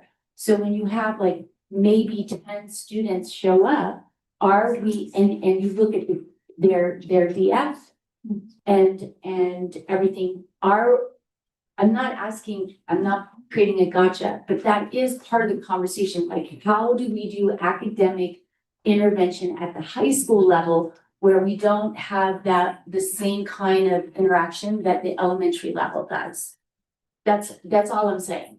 Absolutely. There's a couple of pieces to that. One, the training. Solution Tree is actually, we just did a contract pending your consideration tonight, to expand some of our coaching to seal some of the communication between our different sites that have either had a consultant or not. But bringing Solution Tree in to really formalize our PLC process, so that everyone's speaking the same language, that common language around PLC, kind of the overarching. But next, looking at how do we standards align in the classroom within the period. We want to look at how we're building learning progressions, how we're building exit tickets, but also how we're even in secondary, right? Having been a secondary teacher, high school and middle school, how we're providing intervention on the spot, right? When you see, does a student have it? Do they not have it? And what support can I provide? Or what if they have it and they need enrichment? And that was a really awesome opportunity. I wish I could have been in the room for the instructional success team last week. We had teachers across all the grade levels working in various teams, not, all middle school, all high school. No, they were mixed. Deconstructing a standard and identifying how they provide the learning targets, the supports, and the exit tickets. But that learning activity for them was really looking at how they build their collective commitments and recognize the intervention and enrichment that need to happen within the periods. On top of that is having high impact tutoring. All of our sites have been building their high impact tutoring. I totally hear you. Sometimes it's difficult depending on transportation or if it's after school or they already have a full schedule. But I think that's where you pull in a multi-tiered approach there. What's happening within the class period, what's happening within the class day for potential intervention, and then what is happening outside of the school day, because it's not just one, it's multiple components to make sure that we're building that. And our site administrators with their leadership teams are working really hard on that, because sometimes you hit barriers and you're trying to find what is the solution to meet the needs of all of our students. So point well taken there.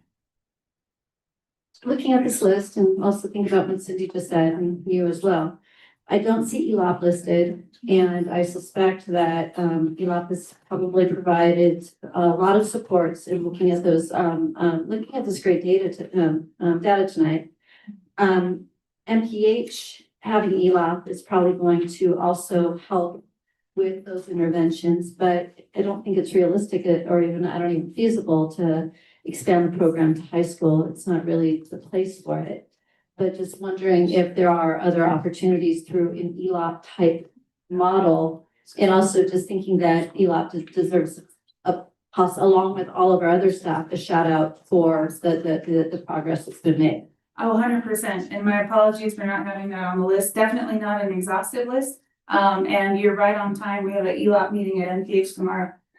So we'll be looking at that. Part of building out your ELOP is starting at the earlier grades, and then once those have been solidified, moving into the middle school range. So we're in the next phase of ELOP. ELOP's also supporting our GATE program, but knowing that you've heard some of those components with ELOP as well in other presentations, and watching my time here, I want to make sure that I'm. That's because we're asking too many questions. They're great questions though, and it's, you're seeing that work in the schools, you're seeing it with our teachers, our classified staff, our site administrators. They're working so hard, and really kudos to all of them. It is a team effort, collective efficacy and leadership across the board. last two slides just highlight attendance. We talked about that already, as well as climate and culture. You saw in Molly's slide how all of our schools are looking at how they build tier 1, 2, and 3 intervention, specific one mentioned for MPH and their expectations assembly. And how do you make that fun now? Yeah. Because sometimes it's hard to talk about suspensions and expulsions and letting kids know we don't want you in that room, but also making it positive, right? Like, here's why this is important for you to do that. And just, they're doing such a great job there and at all of our schools. So I could talk your ear off and I will stop, but you have lots of resources there in front of you. If you have any questions at all, please let us know. We're working really hard. And we have such an amazing school district and wonderful students. If I may make a comment, Madam President? Oh, not, I know I did that, didn't I? sorry. Okay, I just wanted to share the outstanding work that Ms. Whiteside is doing in her leadership and moving the district towards, closing those achievement gaps for our students. So kudos to you and thank you for all the work that you're doing. Thank you. So moving on to 9.6, business services, presentation of bus grant opportunities to purchase electric fleet vehicles and buses, including infrastructure installation. Chief Business Official Jenny Haberlin and Director of Transportation Jennifer Kaywell. We haven't seen you in a while. Yay! Hi, thank you. Jen and I are going to, you have a, the two Jens here and a third Jen over there, so, Jen, thank you. They pass out, but yeah, we can give some more people meeting. So we're gonna be really quick and tag team off each other here a little bit, but I just wanted to start, and share. We've shared with the board in updates, some grants that Jen Haywell has been, I don't know how I don't even have count of how many grants you've gotten us through at South Coast 8 QMB, the mini buses. So Jen's been doing an amazing job looking for money that doesn't hit the general fund to address not only state initiatives with bus fleets, dipping our toe in maybe some EV type style, and then also how to replace our aging fleet of our buses. So just in a quick, thank you so much too. You're doing awesome. So one of the things that we're trying to address through grants is number one, bus replacement, having some type of bus replacement program. And Jen can speak more of this than I can definitely, but I think the average year of our bus is 15, 16, 17 years old. Okay.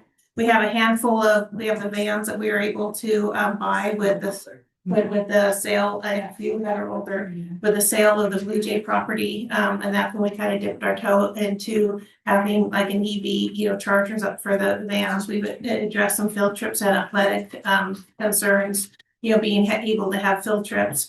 And then, but with that 15, 16, 17, 18-year-old bus, the inability to now run diesel buses, which are really the most efficient up here on our mountains with how we drive, having sports field trips that we go all the way to Mammoth and back. And so be able to, address all of our needs, but the first need being a bus replacement program, trying to keep that from the general fund as much as possible when an average bus is $300,000 to $400,000. Many tire, yeah. So, and then the mountain package on top of that. So looking at grants that are out there and, we're thankful for free money, but right now the push and the grant money is in EV buses. So, and that comes with infrastructure needs and then some realistic operating challenges that going to an EV system has for us. We've talked about that before. So, but with this grant, our vendors put together a PowerPoint, a handout for you. I don't know if we'll go page by page, but looking at, this is really a 3 or 4, 4 or 5, kind of layered, grant that incorporates, an SCE program, the Southern California Edison program, Energize, HVIP, and, South Coast, ZESB and South Coast. So it builds upon multiple grants to accomplish getting some buses. And on the surface, doing that is actually a creative way. And if you were down the hill possibly, would be a really attractive program to get into, to be able to buy your EV buses and then to install the infrastructure. And so the grant of itself, and looks like they've addressed some needs of school districts. And so I don't want to take away from that, but then we have to look at what's realistic for a district like ours. So if you go through and and it's also been, Orange County first thing this morning, I think we're all conferenced out a little bit. So, but you can see here who the team is. And they've been very, very, very helpful in finding avenues to kind of layer these opportunities on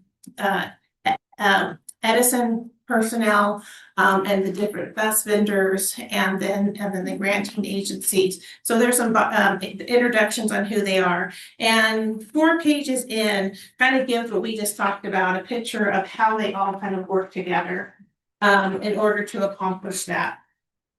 So we wanted to have some information for you, have some positives and some risks that are associated with it, because in the action item, we really need direction at this point, because there's been a lot of time, it's 90% has been on Jen on moving forward and getting the board's vision and direction on moving forward. With this particular grant, our next step comes with a commitment for future purchases, and a commitment to really dive into an EV bus fleet.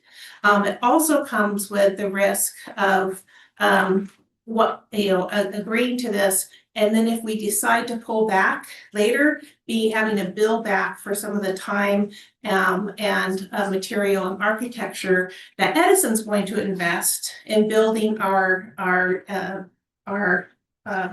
charging station. So that's not to discourage us at all. It's just we wanted to be really upfront. It's not just this particular grant and the 5 kind of coupled together, where before it was our time, which is valuable, we know. But if we didn't get it, we didn't have a ramification of costs back to the district. In this case, if we proceed to try to get this grant, it has not only a chance that we might have a bill come our way if we decide, oh no, this isn't for us. But we could have some risk of general fund dollars paying time that other entities are going to incur. So we wanted to just not discourage it, because really we need to think about what is the district's long-term goals on a bus replacement system, and are not only operational, but maybe dip into physical, our impact on the environment. Okay, and what do we want for this, kind of moving forward? But we do have a lot of that's at stake right now, because with or without a grant like this, we have buses that need to be replaced, that at some point, Jen and her team are, I think we try to keep you updated when we have to install new engines. And I don't know, jump in if you need to, but moving forward that on, it's, we're kind of no longer playing with house money, I guess, too, because we're going to have some costs associated. If we say yes to this grant, that's an action item later in the agenda.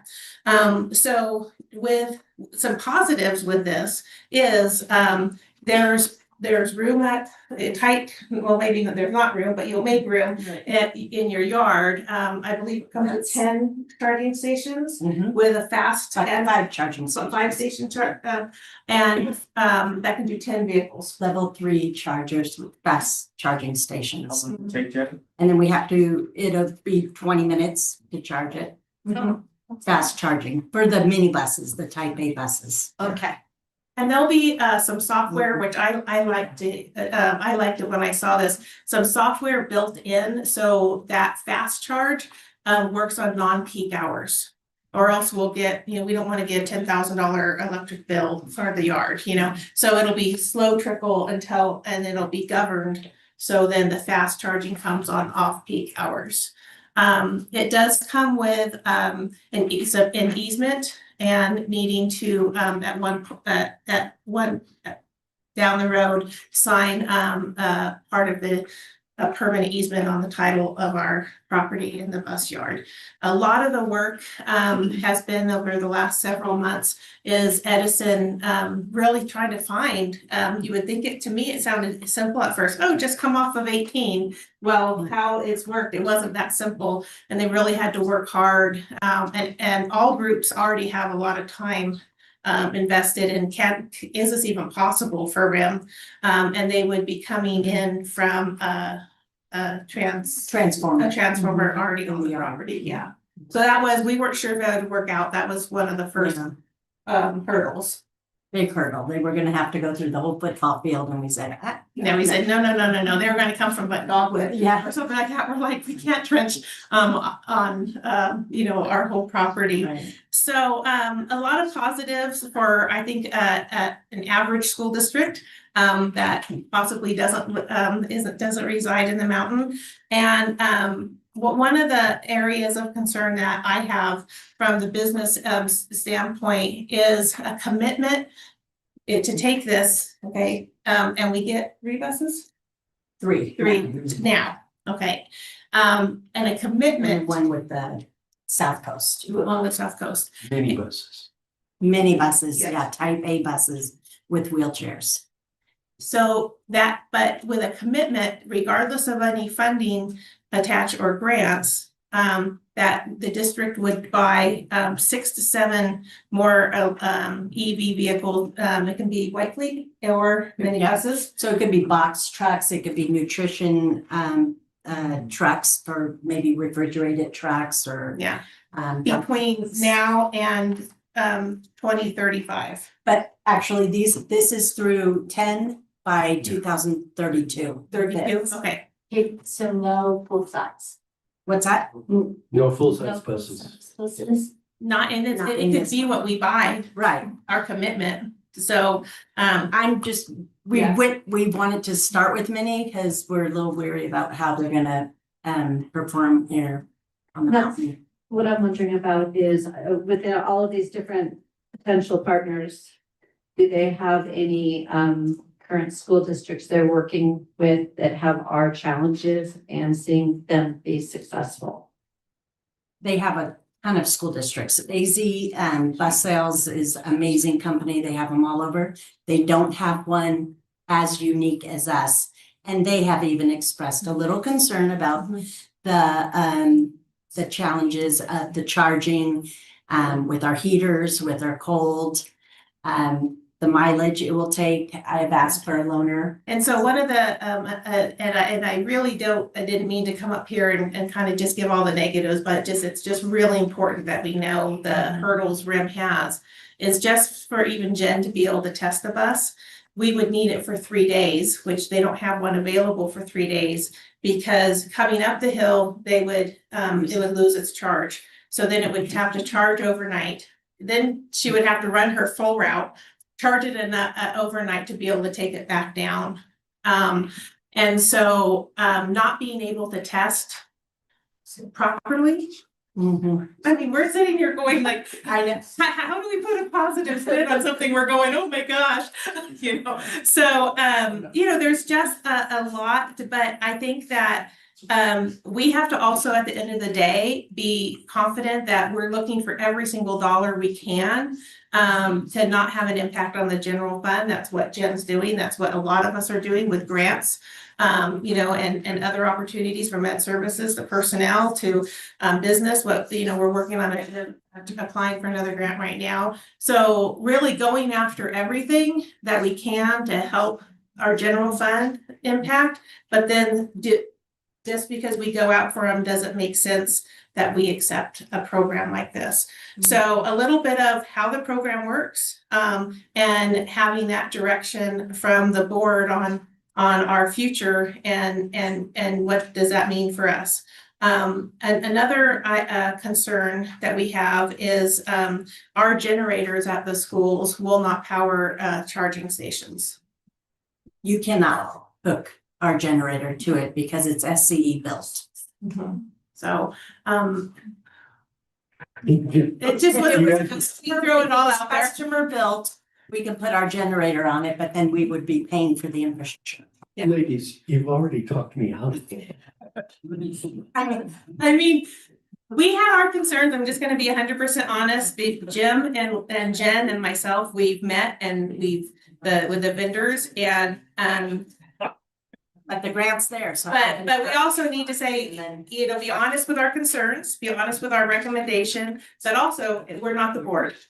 But a grant that requires us to purchase other vehicles down the road that we don't think are gonna actually meet our needs is not a grant that is helpful, it's actually harmful. Yeah, and unfortunately, even is it Clint Moyer or something like that grant for the bridge with CNG buses that we thought, oh, this is great. We can go to CNG. We already have the station. Replace our CNGs.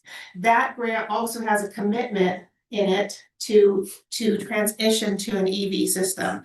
And I think too, that's why. And they're no longer selling CNGs now. Yeah. I did just find that out. So I was gonna try to go for that grant where it replaces our existing CNG buses and it's not, so they've kind of put us in a hard position. Yeah, and I would love, Jen and I even talked, can we get even look at gas buses? Then we can go to Mammoth and we can have some of these things. It's just a general fund or sale of property or financing is how we're going to have to budget for that. But also at some point, the bigger question other than, I think we were almost prepared to come up here and kind of give our honest opinion about it, which isn't positive. But also the bigger question on our end too is addressing the fleet replacement and our aging fleet.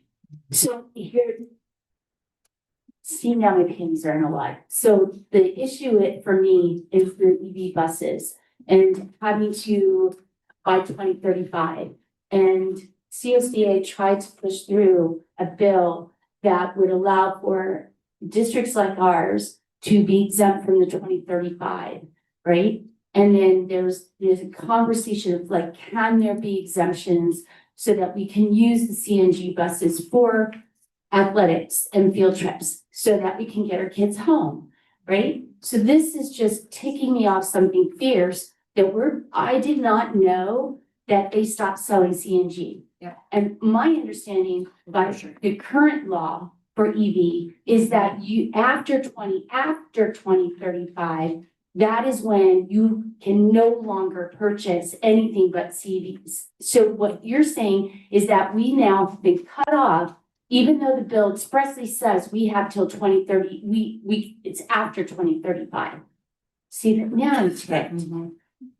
And CNG are not even clean anymore. They're considering them not clean buses and have the clean trucks. So tests on them. Just to let you know, this is Senator Achille Vogue issue of like why no more CNG? That we should have the option till 2035 to replace what we need until 2035. And can I just so yes, no CNG, right? Whatever. Not in California. Yeah.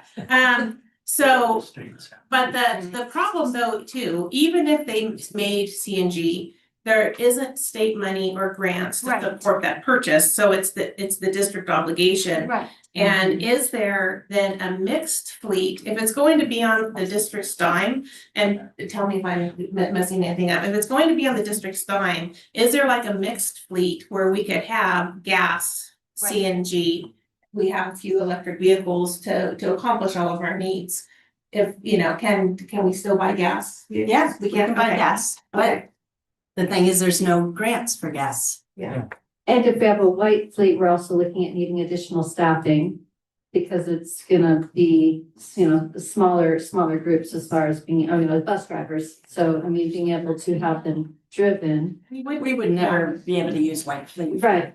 Busing. And then the charging units, I imagine the space, if we were to put in the 5 units, that space is gonna be taking away from space we're currently used for other purposes. So there's a downside to. Well, right now, there is a drawing in here, a map, and they would go where our existing type A minibuses go. We'd start putting them there. So even if we can use our existing buses and park in front of them until we use them, but So yeah, we're out of room.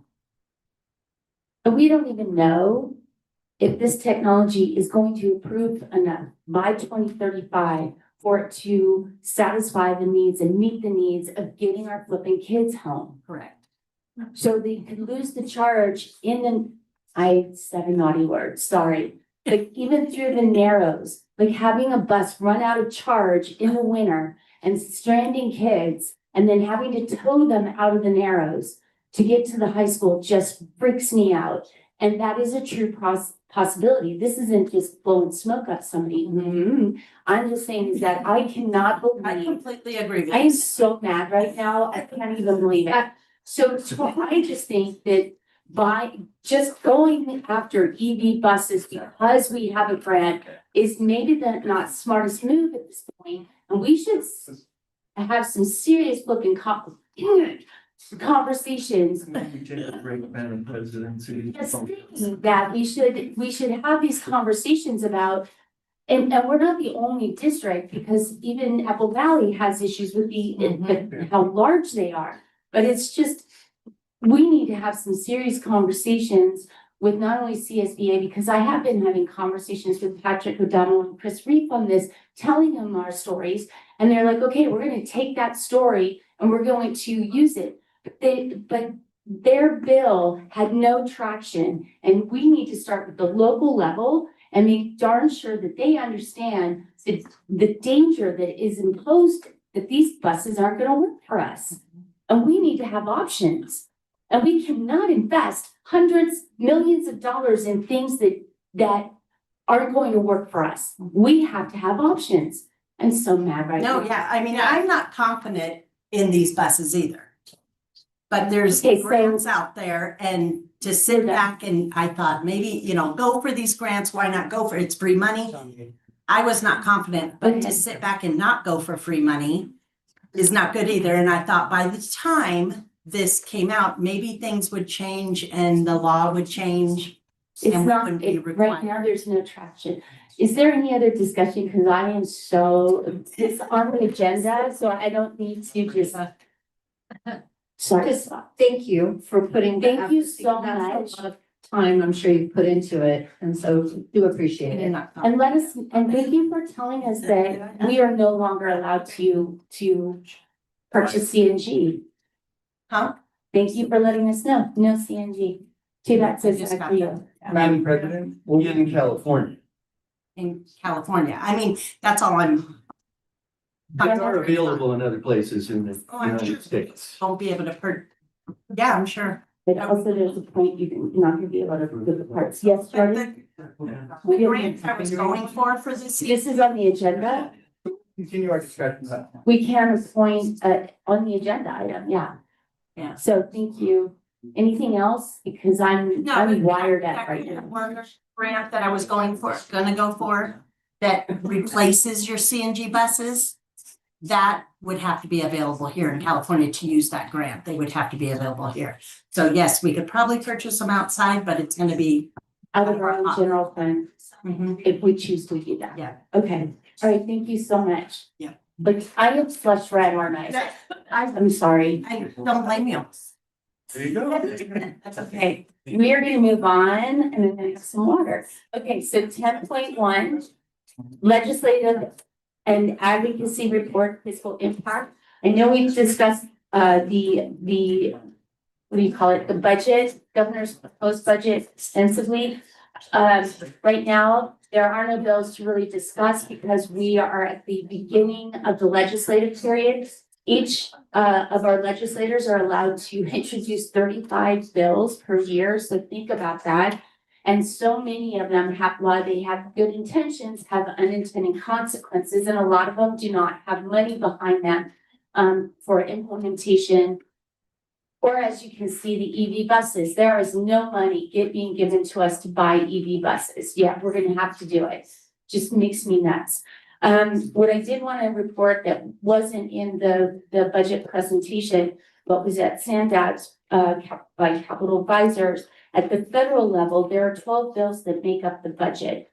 And Labor H bill is where education is. And the good news is that the House originally was proposing a budget with very deep cuts to education. However, a compromise has been reached and the House is indicating that they're going to accept the Senate's version of education, which did not have cuts, which had very minimal increases, like $50 million for special education. You go, ooh, but that's across all the states. 50 million for Title I, and there's flat funding for the other parts. And you go, well, that isn't a lot, but we are just gonna call it a win that there's a compromise and that the House deep cuts are not part of the compromise. So have to say that. Next, there's a trailer bill language that was in the presentation that we didn't touch on yet, which is that this proposal by the governor is to move the California Department of Education under the guidance of the state board. And which the state board is under the purview of the governor. Right now, the CDE is a separate entity under a separate purview, and the state board is so what are the pros? The pros is efficiency. The cons are the governor's in charge of everything. And there's no, if there's two different positions being taken by the CDE and the state board, that healthy discussion will be gone. So that is a concern about this movement. So we'll see how this conversation plays out.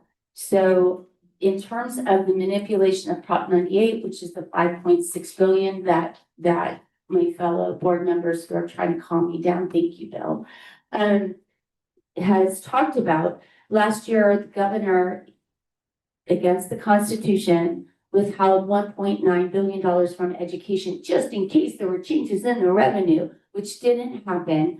And so it's in this year's bill, except it's not, when you hold it back, the inflation, it builds. Well, we're denied that. And this money is being paid, it's paying off the deferrals they did. It's not going into the base, which is ongoing money. So we got really, I almost said a naughty word again. We didn't get a good result from that maneuver. So the issue is with the 5.6, the language in terms of payback, they could pay us back in that $5.6 billion 30 years from now at a rate of like $10 a year. It's up to them. That's the way that the language is written. And so even if we were to get all of this money back next year, we lose. It is really a cut. You can package this any way you wish, but it's an unconstitutional maneuver which costs the education Prop 98 money, the base from which every single kid in California receives funding. It's a cut to each and every single kid. So when you hear all of these people say, please advocate, advocate. You have to understand that these maneuvers, they just put more barriers for us to be able to do what we need to do to meet the needs of our districts. So it really is concerning. Can I add something? Yeah, this is, I'm opening this discussion. Let's not be redundant but let's add value. Just what you're talking about with the settle up process. What was referred to this morning was that the director of the Department of Finance is the one who has control over that, and he is a governor appointee, so that's an appointed position. So basically, you have the governor and his maneuver, and that maneuver is being in some ways enacted upon by an appointee. And when you're talking about also moving moving the CD under the, really ultimately under the governor's purview, it's a lot of power under that one umbrella without having those checks and balances. Yeah. I think a good example of that is last year's, 1.9 billion settle up was eaten away by deferrals and contributions to, I think it was the rainy day fund. So that money never materialized for districts. So who's to say that won't happen again with this 5.6 billion? I have additional things to add. No, but if there's keep more going. things to. Keep going, buddy. Let's Cool. go. Two different things. The legislative director that I met with in Sacramento during the annual education conference has requested that we submit to her what we like in the governor's budget, what we don't like in the governor's budget. I know the trailer bill language is coming out in a few weeks, so we might want to wait for that. But I want to keep that on the radar, and it's okay with you, Madam President. I'd love to work with you on that. Yeah, because you know what's going to be on there. And then second thing, Senator Ochoa's legislative aide for education policy has asked us, you know this, but I just want to share with folks here that they've asked us for input on education policies and changes for legislation to potentially be introduced this year. So I've already added to the list EV busing that we just talked about. But if there are any other things, board members, community, that you have from an education policy perspective, maybe we can work that in to send over to our office for review. Any additional value to the budget discussion in the workshop today? Because there was a lot of information. There's the San Bernardino County Education Office. They will be hosting next week their budget perspectives, which is the same kind of thing without the economic outlooks that we had today. But it'll be presented by Capital Advisors, and part of Capital Advisors is the former state superintendent, Jack O'Donnell. So it's a very interesting level of back and forth, because it really, I think today is a lot of CBO kind of stuff, and you go, oh, this is so great. Why do I have? No, I'm just kidding. I'm glad I know it. But like when we get into the budget perspectives with Capital Advisors, it becomes way down on a board level basis. And so it's, it just cements those areas where we really can start advocating and having dialogue with the Chobo's office. I just want to emphasize, I didn't mention timeline, but we are looking at ASAP, because anything that we send to our office, they need to review, determine. And they have a February deadline. Yeah, then write it, then introduce it. So we are, hopefully we can send over ideas early next week if folks have ideas so we can align them. Well, they could do a spot bill and write the language later, but there you go. Bill, nothing? You are really good right now calming me down. Scott? Okay, well then we're moving on. So now we have 10.2, superintendent discussion of proposed revisions to board policies, BP, and administrative regulations, AR 419.11/4219.11/4319.11, sexual harassment, fiscal impact none. This is discussion and information. So opening it up. Superintendent person, would you like to help? Sure. Just remember this, the first set of policies also appears in consent, because we're required to have a first reading of board policy. That is required. A second reading is not required. But in case there are changes, that's what you would bring the second reading back for. We have vetted this through our legal process. And we are also required to comply with California state law. We know that executive orders at the federal level don't supersede the California law, unfortunately. We've been advised by our attorney. One of the ways to address some of the concerns is possibly through procedures and maybe administrative regulations when there are concerns about the policy itself. Is there a compromise in there? We can write procedures such as in the gender issue, having private stalls for students, making accommodations for those very single issues that come to our district. So it doesn't, so we can provide an option for our students. So I just want to share that as one way to look at that. And we would write administrative regulations around some of those concerns that the board may have. That touches upon what I was gonna talk about too, because I think, I understand that when you single a person out, and I'm against singling anybody out, I'm against anybody being forced to do something they don't want to do, but we have to provide it the other way. We have to possibly do alternate changing areas for anybody that wants to do that, alternate activities for students, and also alternate bathrooms, because some students are not gonna feel safe. And I think we should provide those things immediately for any and all students that want to do that. And I do want to share that we are doing that in our schools now to assist with that. Many of our staff are already just doing that automatically. I think the problem is that state law is requiring the protection of some students and not all students. And really to make something like that work, even because of the sexual harassment laws that are in place and policies that we're being required to accept, you actually would be causing sexual harassment if you ask somebody to use a bathroom. So you really need to provide private for everyone. Private stalls, private restrooms for every single person, for every locker room and all that. There's no other way can you get past the sexual harassment codes and laws that are being stated here that say you cannot ask, for example, a transgender student to use a separate restroom or to go into a different place in the locker room to change. That actually would be a form of sexual harassment. And therefore, we're actually not protecting all of our students. Can we take a small step back? These board policies have been adopted since as early as 2015, some 2018.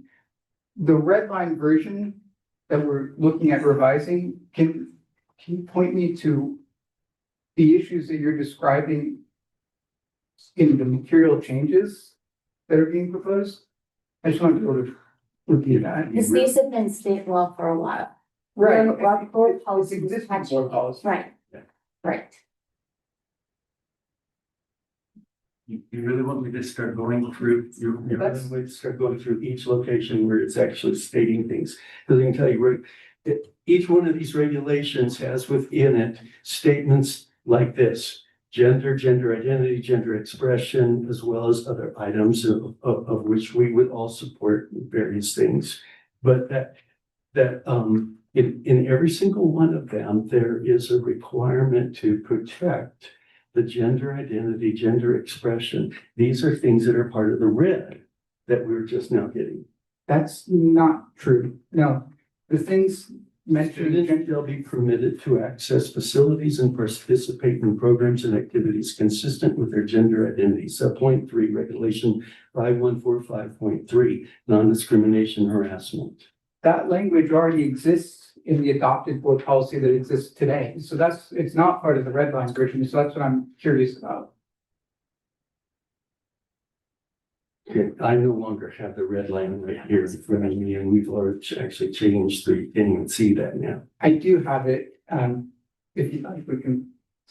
Yeah, this is discussion. So we had board policy based on state law. This is updating it, and there's quite a bit that was redlined out in terms of definition and defining. And so the red line version actually reduces that definition and modifies it, but it goes back, as Jordan said a while ago. So Jordan, why don't you clarify what your, In the red line version, if you just look at the red text that's being changed, gender identity doesn't come up at all in any of those red line versions. It's in the policy, yes, but that's already part of the existing policy.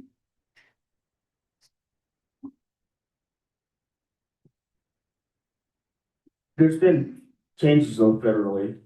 And so I think the discussion has come up again because of that. And I frankly don't care if it was in there before. That's not my point of concern. My point of concern is providing a safe place for everybody. And an alternate activity. I'm concerned with all students. So I don't want to get into a, discussion about something like that. It frankly doesn't interest me, but I mean, if you guys want to have that, that's fine. I only bring it up because that's what's in front of us is approving changes. And I get that this is a different discussion, on a larger scale. So that's why I just want to separate those two, is strictly looking at the actual red line changes that are being presented to us.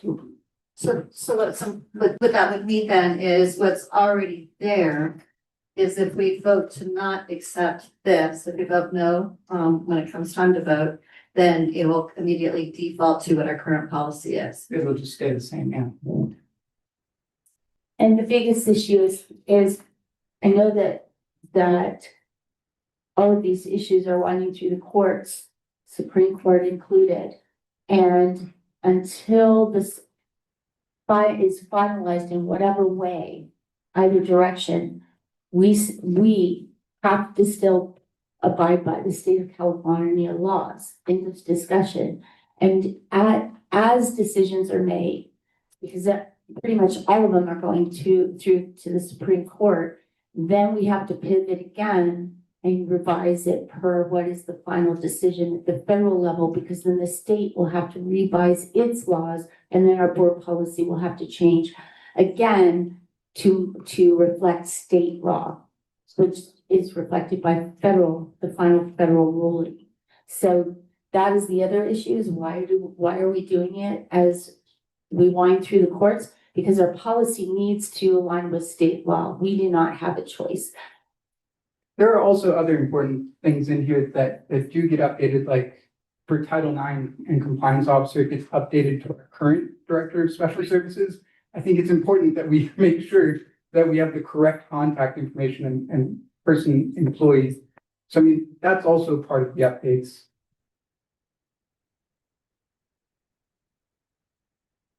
Some of what you're saying, Madam President. No, I'm just saying is that we have received legal guidance, and there's many articles about the fact that until everything is finalized and played out in the court system and everything is at a stay, we have to follow state law. And or else if we do not follow state law, we can be sued for not following state law, which puts us in a bind, because it's, like I said, until everything is finalized and finishes through the court and repeals and all that other stuff, we are in a holding pattern and we follow state laws. So what I was about to say was what I mentioned several meetings back, that basically when we receive these, we have to rubber stamp them. We really don't have options. Because there's state law behind them. So therefore we simply have to go with them. So even though we and as a community may even disagree with them, doesn't really matter. Well, you can modify, like Dr. Civiano, and you can then follow up with me in the AR, which is the implementation of the policy. That is where we have the ability to decide how the board policy is going to be implemented and look in our district. So it's the AR that has the implementation and policies and procedures, and how does that look? And Dr. Civiano, you want to follow up? Yeah, you're exactly right. How we implement the procedures based on the policy, we do have some discretion over that, okay? And we can come back with some of those procedures to address some concerns of the policy. In addition, we are going through an Office of Civil Rights review in the next couple of weeks at Rim High School. And we have to comply, we have to show that we've updated our board policies to comply with the current law. And that's another factor here in terms of why it's important that we update our policies. Correct me if I'm wrong, I think, physical education basically has a no dress, they don't really have to dress out right now. That is law now. They can wear what they want to wear, within reason, so it's not, so it's, if it's a safety issue, they can be given an alternate activity to do.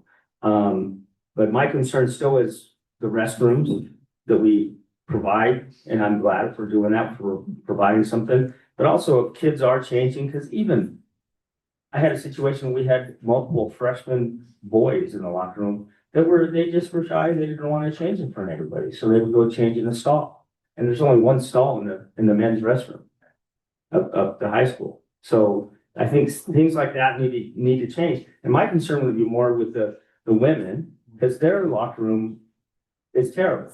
And unfortunately, the women got theirs updated in the 80s, and then more recently the boys got theirs updated. So they have a nice new one now, but maybe we switch that around. Maybe we provide stalls. And there's to make no it team safer. room for the girls.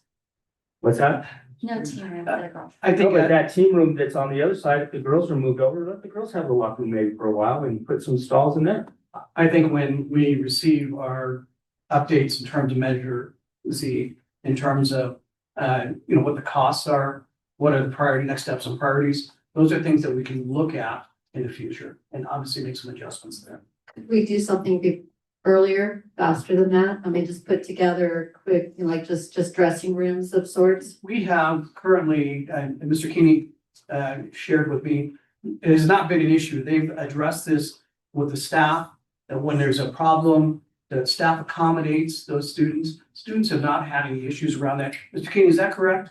Yeah, I mean, there's concerns that are raised that then we collaborate with the families and staff to find a solution. Yeah, I understand what you're saying is that we have to comply with state law and to be able to avoid litigation, but I believe there's a strong possibility, even if we complied with state law, looking at what's happened at other school sites, other districts, that does not protect us from litigation, one. And two, I wouldn't want to have any of our students come face to face with a sexualized situation that we have created the opportunity for. And I understand there's a lot of different factors at play. But I have concerns about not wanting to be just a rubber stamping mechanism. We need to make sure that we are compliant for the review, but we need to make sure we're protecting all of our students. I think that through the procedure. And I think through our administrative regulations and procedures, we can address some of those concerns. Can those mechanisms to address those concerns be available quickly to be able to make sure that we don't have any kind of, I don't know if this is, I don't hear an echo here. Wanting to make sure that, having had a daughter go through the system and a son, and both of them are very G-rated. And I think a lot of our students are pretty sheltered. And I think we've been very fortunate with the non-binary students that we've had go through the system. Having had a few of those students in class, we need to protect them, and we need to make sure that we have safe solutions for them. And we also need to make sure that we keep as much sexualization away from students as possible. I think what she's also saying is that we can get that information out right away, and we can make sure that everybody fully understands it. And Absolutely. And so we'll consult with legal about the implementation and administrative regulations and bring something back to the board for consideration. It still makes us vulnerable to then be accused of sexual harassment if we start trying to ask people to use a different part of the facility, because that's exactly what the law is saying you can't do. But you're not asking, you're providing a separate situation for them, which is you're just providing a safe space for everybody. If you do something for everybody, then that's perfectly legal. If you do it for everybody, so everyone has to use the different spaces. They don't have to, it's their choice. It's an option. I don't think these updates materially change our existing board policy or administrative regulations at all. It's whether we pass or don't pass these today, it's the implementation, it's status quo for us as a district. The difference is they just get updated to comply with current state law. Either way, I'm just asking that we provide and get that information out to everybody so that they have either alternate activities, alternate changing areas, and especially alternate restrooms. Not, if a person feels unsafe, they shouldn't have to go to a restroom where somebody else could walk in. They should be in a private restroom if they so desire. So that would be an AR. And what you're asking for is to make sure that we revise the AR in accordance with legal and what we can at this moment do without, massive renovation. So that's what's kind of Scott's proposing. We can provide follow-up to the board on that, absolutely. Bill? Your little mouth wants to say something more? No, I just don't think, regardless as to whether positions were taken in the past or not, doesn't matter to me. It's where are we today? It doesn't matter to me that the state has already ruled and set up laws that therefore we just need to simply acquiesce to. I do not agree with that at all. And so I'll still take my stand in order to try to protect all students. I can't imagine and here's the one that bothers me probably the most, the gender expressing student. They're not transitioning, they're not changing gender, but they're expressing. So because of that, with my gender expression, I can go into a restroom because I choose to go into that restroom that is of the other gender, right? Yeah, at that moment I can, and then by the way, I can also change back later. And so I am putting people in a vulnerable place that I don't think it's supposed to be. And even though state law says that that's okay, I'm just not in support of that. And if it just reverts back, it reverts back, but I myself won't go on record voting for that myself. I'm trying to, I wasn't able to get our current policy. I mean, what I'm, I'll probably look at it. Just my concern is regardless of how we vote, we're in that situation. You're still in the same situation. That's exactly it, Jordana. Well, we could even vote to completely oppose the state laws. And there are school districts that have done that. And yes, they do run, then you do run the risk of lawsuits. But as Dana mentioned earlier, we run the risk of lawsuit if somebody is sexually assaulted in a restroom facility or in a locker room. So the risk of You guys, he's got the floor. I'm sorry. The risk of lawsuit is there regardless. And maybe sometimes we have to stand up for something that we believe, even if it goes against what the state of California laws have stated. And same thing even with the budget.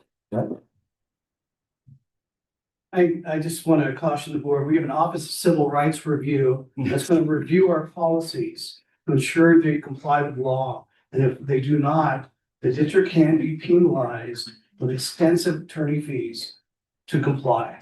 And so I just want to just offer that as a caution for the board. Any further discussion? Jordana, I know that you were wanting to look at current policy. Did you get that up? I haven't got that up yet, no. I just sent you an email. So.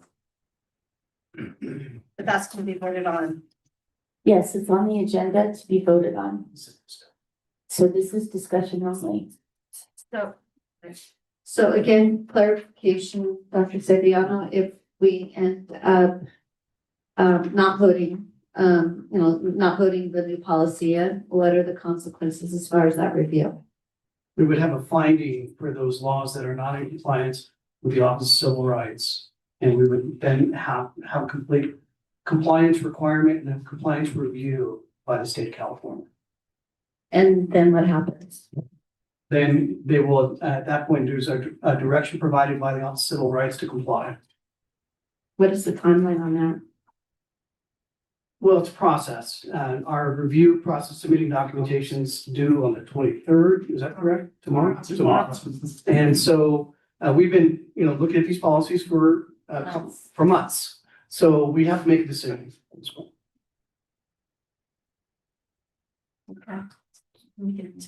Jordana? I need to go back to our website and find the gamut, what's currently posted, so, yeah, that was what, that's okay. You want to hold and stay on this or go to the, when we come to the agenda item, have that, let's continue the discussion. So Yes, please, let's continue on, All right. because this will, this is And gonna yeah, come back to us. because otherwise we're gonna be in a big fat silence. All right, so, we can move on to budget too. All right, so now moving on to 11.1, that, the originally 11.1, the original 11.1 has been deleted. So 11.2 is now 11.1. 11.1, superintendent approved proposed revisions to board policies BP and administrative regulations AR 4119.11/4219.11/4319.11 sexual harassment. This is the second reading, fiscal impact none. I need a motion. So Thank you, Jordan. We cannot discuss unless I have a second. Second. Scott Kraft is the second. Now discussion. Jordana? There you Go ahead. Some gamuts.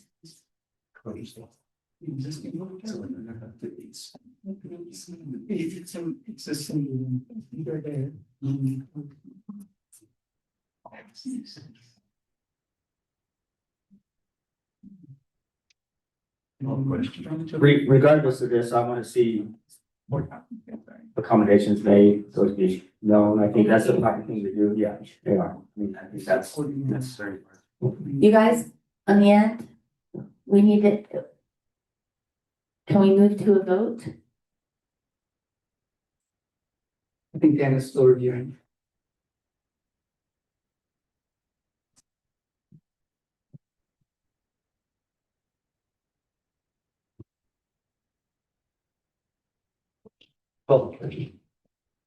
Jordana? We have to. I understand. So one other question. If we were to vote for this in favor of it today, we can call it back as something to be able to revisit in the next month or two. Board policy can be brought back at any time and redone, revisited, re-voted on, vote on something new. We can bring back just the AR piece with all of its modifications and implementation. That can be brought back at any time. So after the review, we can revisit this? Yeah, yes, we can.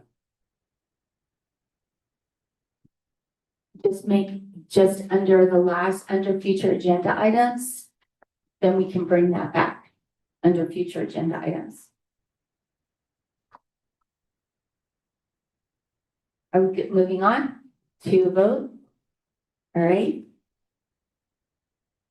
Calling for the vote, all in favor? Aye. Aye. Any opposed? Nay. Okay, so it is, the vote are 2 ayes, Jordan Zarate and Cindy Gardner. 3 noes, Bill Mellinger, Scott Kraft, and Jordana Bridlin. Does not pass. So moving on to 11.3, superintendent approved proposed revisions to board policies, BPs, administrative regulations, ARs, and exhibits, E's, second reading, fiscal impact none. I need a motion. So moved. Bill's the first, Jordana's the second. Discussion? I'm not ready for that. Let me go back.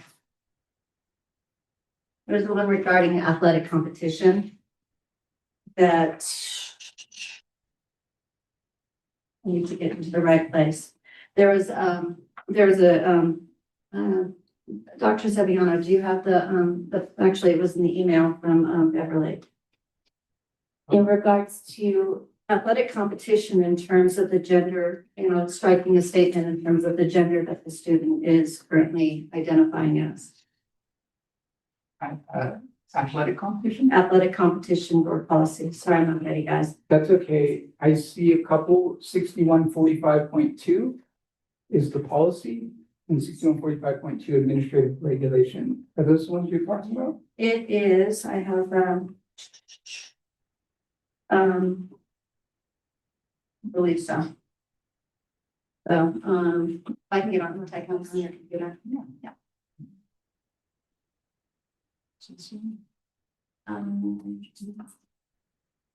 athletic competition. 6145.2. 6145, yeah, 6145.2 and, scroll.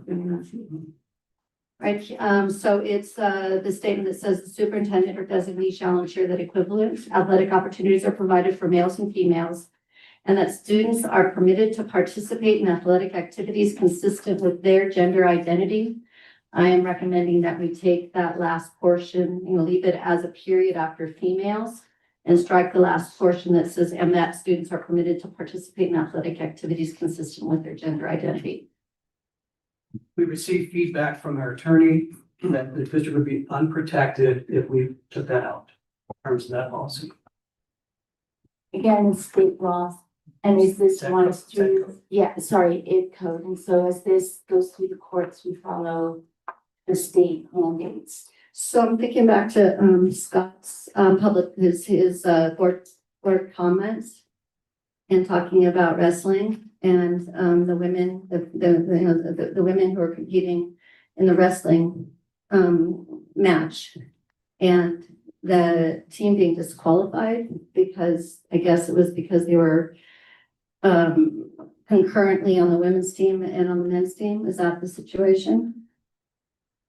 It's that at one point they were provided an alternative to the boys. Where usually, when it first started, when Marcy started wrestling, she had no choice. She had to compete against boys, and she actually placed in CIF, but she was an Olympian eventually. Of course. We've also had others that you could see the struggle physically and how straining it was.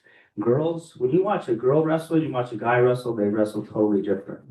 And when they step up and they do that, I mean, it's very brave, but it puts them in harm's way.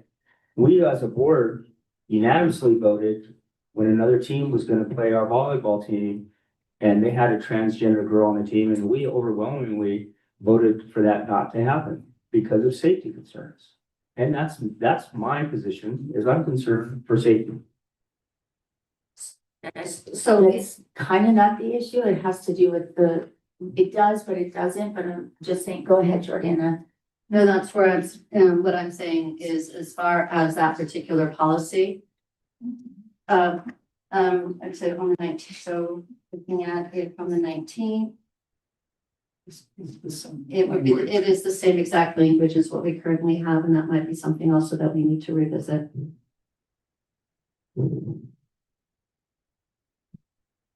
I'm always for revisiting it. I think that's a good idea. It's just right now, what it states is that it is the same exact sentence, and that students are permitted to participate in athletic activities consistent with their gender identity. And thinking back to when my daughter was playing tennis, there was one of the female tennis players was a phenomenal singles player and was thinking about playing for both the girls and for the boys. And so it isn't, I mean, strictly we tend to think about biological males competing with females. It will, since tennis has two different seasons, it's both in the fall and in the spring.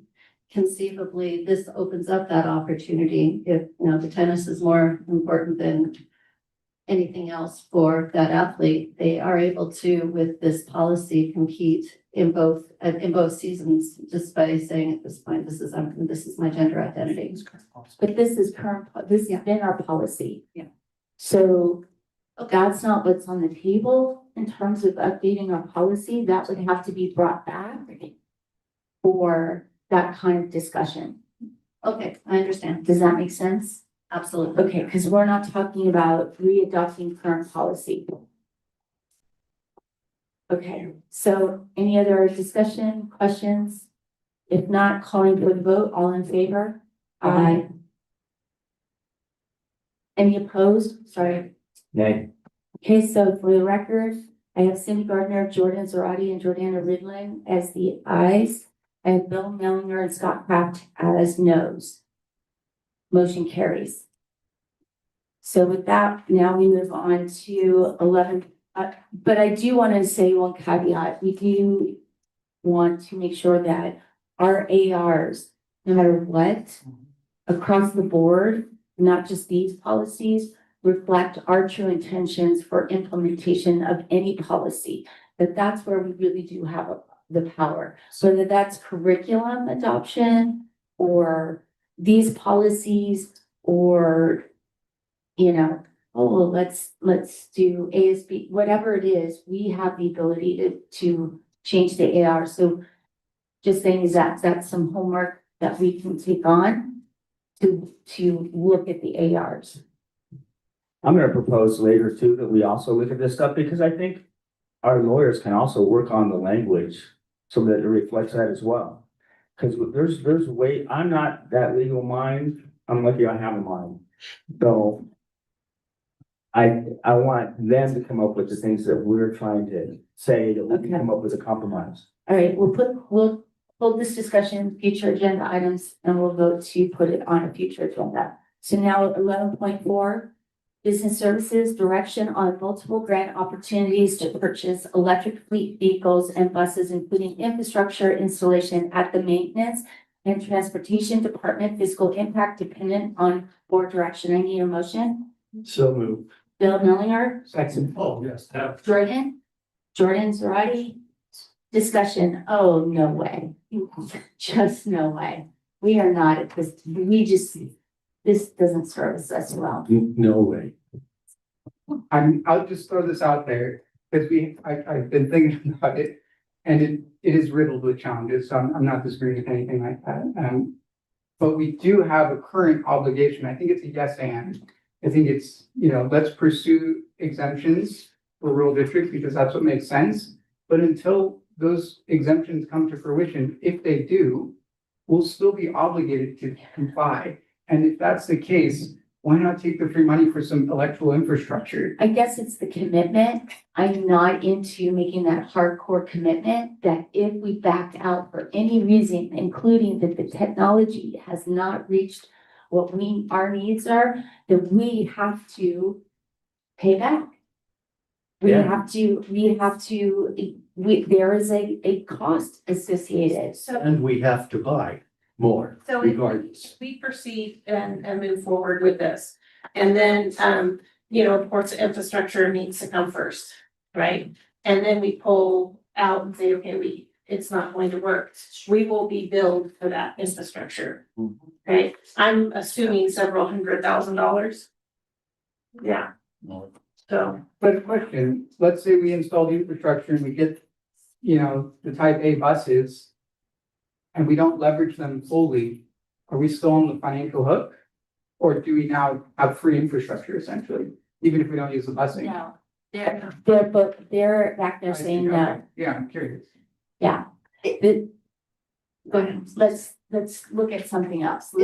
Is there any scalability rather than getting five, can we get just one and do? No. Jen, do you want to come up? No, she doesn't want to come up. She's letting Jenny. So including the buses, including the 4 we talked about up there, we have to commit to 10 vehicles.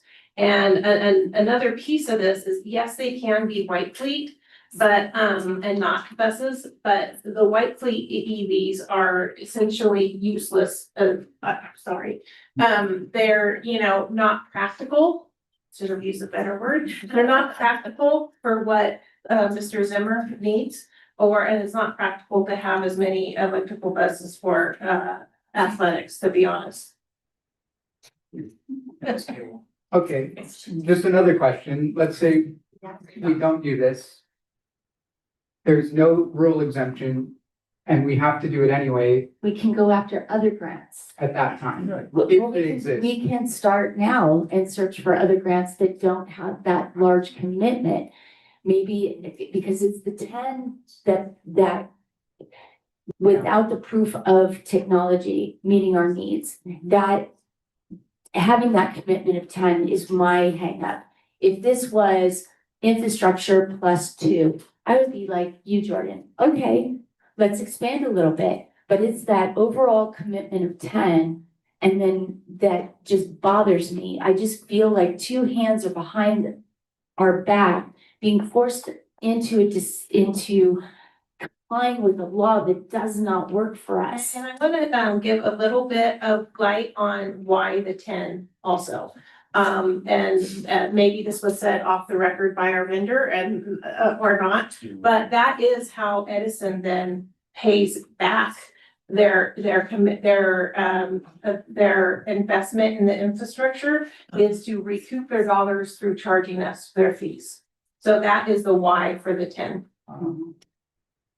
My big concern is the state already doesn't take care of this. Why are we gonna even try it?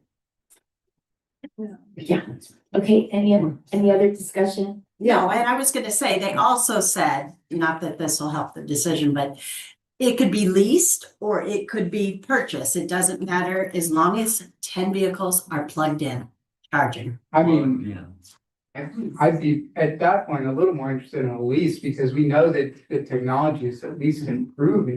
But when you lease a car, if you go over those 50,000 miles, Yeah. then you get penalized. That's true. So there's penalties for. If you don't choose the right mileage amount correctly, yeah. And I believe I'm sorry, when in this sense, the lease would be a capital lease and not an operating lease, which would be like a buyout at the end. Brianna? So I have additional concerns about our community's infrastructure and having us have those EVs as well. Making sure that fire department was looped in because that's a different kind of fire to put out.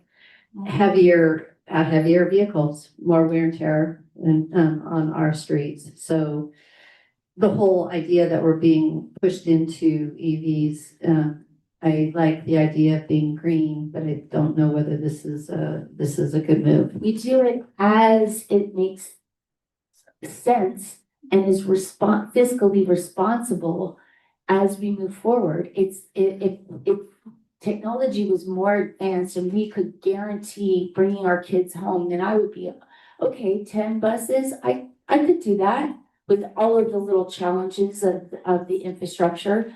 But right now, I just don't want to make that 10 commitment. Here's my other concern, is what we're talking about today is pursuing multiple grants to get this infrastructure and get 10 EVs.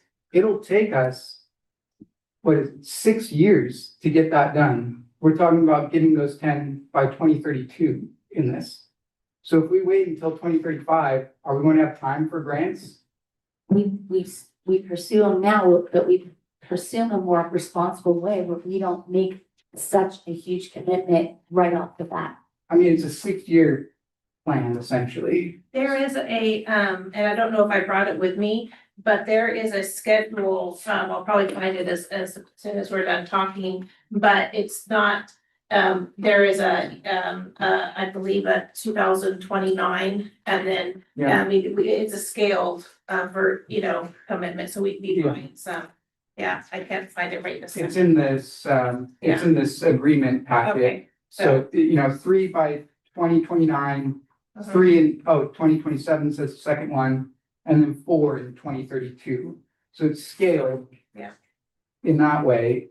I think that's just my biggest concern. I mean, I guess I'll ask, if we look for other EV grants now, are there other EV infrastructure grants that exist? Because that's probably the largest commitment for us. There's, Go ahead, Jen. there's multiple grants always coming out that I'm seeing across the board that I don't doubt there's gonna be another grant coming out. And I'm always looking, and I believe there will be one. I can't say positive, but I do. I agree with that. I agree. I think there will be other grants coming out. I don't think this one is one that's appropriate for us. I do not want to make the commitment for 10 vehicles. I would love for us to be able to have 10 EV vehicles if the technology really supported that. It doesn't, therefore the grants aren't probably there yet. And I think we need to wait. And just because there's some money available, that does not mean we then spend thousands more. I don't, the infrastructure piece, yeah, awesome. But buy a bus, let's see what happens with it, great, but it's that 10 commitment that really freaks me out because because we're looking at deficit spending, multi-year projections, blah, blah, blah, blah, and this money, I just feel like at this time, it's fiscally irresponsible to make such a huge commitment. I think that we need to go after a grant that is more appropriate for where we are, where the technology is, so that we can do our own scale up, as you say, and starting with the infrastructure and the issues brought up with this of access and all of that other stuff, we work that out and get a minibus. Then we get a bus. And we scale up in a responsible manner and we find the grants to match that plan instead of just throwing spaghetti at the wall. Are our minibuses meeting the needs right now? We've already had a bus that almost had a stop in the Narrows with students in it. So is there, our minivans, whatever they were, I mean, do we really have the tools now in the buses, in minibuses, in large buses, in anything to be able to meet the needs for electric buses? So are you saying our minibuses? Do Yes. we have that? No. Out of curiosity, you said that it's a variation. So how many minibuses are required? And then you said you can have other vehicles. Is there a number to each one of those? How many are required for our district to transport our students? No. How many purchased out of the 10? Oh, it could be any. It could be big buses, small buses, it could be white fleet. So worst case scenario, if we got to the end and we said, well, we're not gonna get buses, we're gonna get 10 white fleet. But that doesn't solve our problem, does it? No, it doesn't. That's what I'm just saying. And yeah. Can I just say thank you for all the work that you have done? And I have confidence that if there's something like that, we can find it. Okay. Another clarification question, is just our financial obligation under this multi-grant world, is it the cost of EV charging? Or what are our financial obligations? If you It want to find would be something. the future purchase of the 7 buses. Oh. There would be a slight cost of share for the program itself, but I believe in our meeting, he said it'd be like $80,000 for the infrastructure. So it's the cost of the future buses plus, the revenue that Edison would receive on charging those buses. Would not there be also a cost for additional larger generators to be able to handle that when the power goes out? Because we still have to charge. They can't be hooked up to our the generators. Oh, my goodness. We No, buy we a bunch of Generacs, right? They pay for the infrastructure from the all the way up to the stub of the charger. We pay for the charger. How much do those chargers, if we were to go ahead and install those chargers ourselves? How much would that cost? What would be for those 5 units? So without running the lines all the way up, the charger, Jen, do you remember what's that? Like, yeah, I do have. What is the value of the grant? So is what I'm wondering about, because if we were to buy, let's say the white fleet, if we were to buy the additional vans or, Right. and then we turned around and sold them. Then, so our. So I think so they our said the pocket infrastructure. consider that difference, but would that justify then being able to have those units put in? I think they said that the infrastructure was gonna be about 60 to 80,000 I'm on kind of our. putting down 100K in my notes because Yeah, it could. I always round up, but Yes. and I wanted to just add real quick on Bill's with the generator. They do sell, and I believe it's what Jim and I looked at it, it's about 250,000-300,000, right? Portable charging station generators that you then fill with gas to then have the charging station. It just defeats Okay, So that was, yeah, so You're any right. more questions before we call for the vote? I don't think I got clarity on so the that was, question. yeah, if we lost. Yes. I think we need that. Right. So go ahead, ask it again so that it's clear what you're asking. No, just as far as what the value would be for if we were to be putting in charging stations versus, you know, what we would be getting with this grant, what is the monetary value of those charging stations? Approximately, I mean, for what we would be getting from them, which I also believe would include the installation. Right, so they're running the whole line, the meter, everything up to, we're just paying for the charger. So you're saying if we ran it and did it all ourselves, customer built instead of SCE built? I didn't even go that route because I was going for the grant, but I can look a little further into No, that. it's more a matter of like, just, I mean. 100,000, I mean, Several. yeah, several, like hundreds of thousands of dollars, a couple hundred, 300,000 in infrastructure. Because 300. Jordan's point, it may be worthwhile to actually I'd say think that about three. having those put in, and if we do have that obligation to buy more vehicles, that doesn't mean we have to keep them. And there would be a reset, Jim, you're shaking your, I mean, Well, they have to be charged for so long, we have to be running them in our district. So we're obligated to be able to have. Obligated for, I think, 10 year, another 10 Okay, year. okay, so there is it There's isn't an just a obligation. matter of purchasing them, there's having them operated. Yes, Thank you. and charged. Is that good? I'm good. Clearly a lot went into this and I Okay. appreciate it. Awesome. All right, so we're gonna go ahead and call for the vote. All in favor? Any opposed? Nay. Nay. Motion doesn't carry unanimously. Okay, thank you. We want to thank everybody who really put in a lot of time and effort into this and being able to answer our questions. So 11.5 business services, approval of resolution number 25/26-09 regarding accounting of development fees for the 2024-2025 school year, fiscal impact none. I need a motion. So moved. Bill's the first, Second. Jordan's the second. Any discussion? If none, calling for the vote. Aye. Any opposed? Motion carries unanimously. 12.0 consent calendar, anything to be pulled?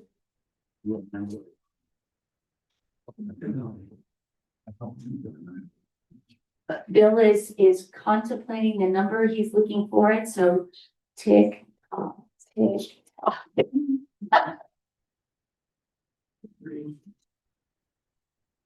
The pest control, quality winners. You sure?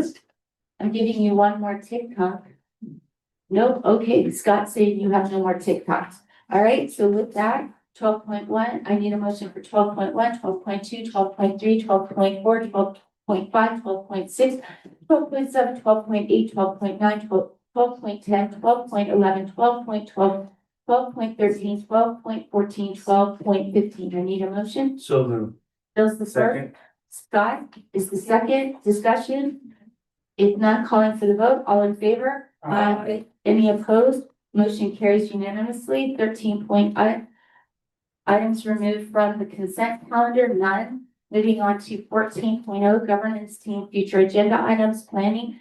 14.1 time allotted for the Board of Trustees to request agenda items for future meetings. I think what we would like to do is review the ARs for the board policies, even the ones that we didn't approve the changes, but because they have current language that's concerning, we want to look at ARs.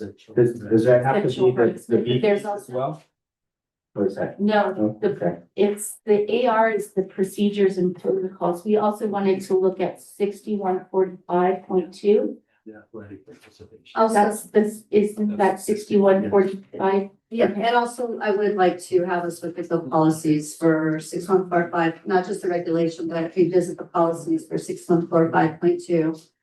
4119.11, 4219.11, 4319.11. Definitely the ARs, but also have us have an opportunity to, Are you talking the sexual harassment policies? All right, so we're gonna bring them back, the BPs. yes. for further discussion? Yes. Because you want to change the current policy language. Yes. Okay. So policies, the sexual harassment, the athletic competition, bringing back the policies plus the ARs. Is that what I'm hearing? For discussion to see, and maybe, I'm not entirely sure how to navigate this, but like what Scott had said, getting legal assistance on how to be able to navigate this and make sure that we're satisfied with the language. And it's, we're able to be protected. Okay, so this is because of the scope of both VP and AR, I would say that we need to move this to a workshop. On the governance calendar, the next workshop is March 26th. We can put that on that agenda. Are we good with that? Because that allows a deep dive and allows for the ability for legal to take a look at any wiggle room, if any, to modify the language per the concerns expressed tonight. And staff also be looking at the ARs and what could be, what you could do here. Absolutely. It would be nice if we could highlight those areas of concern early, so we could send those to the attorney for review. So when the workshop comes, we can make decisions based on the language that's recommended.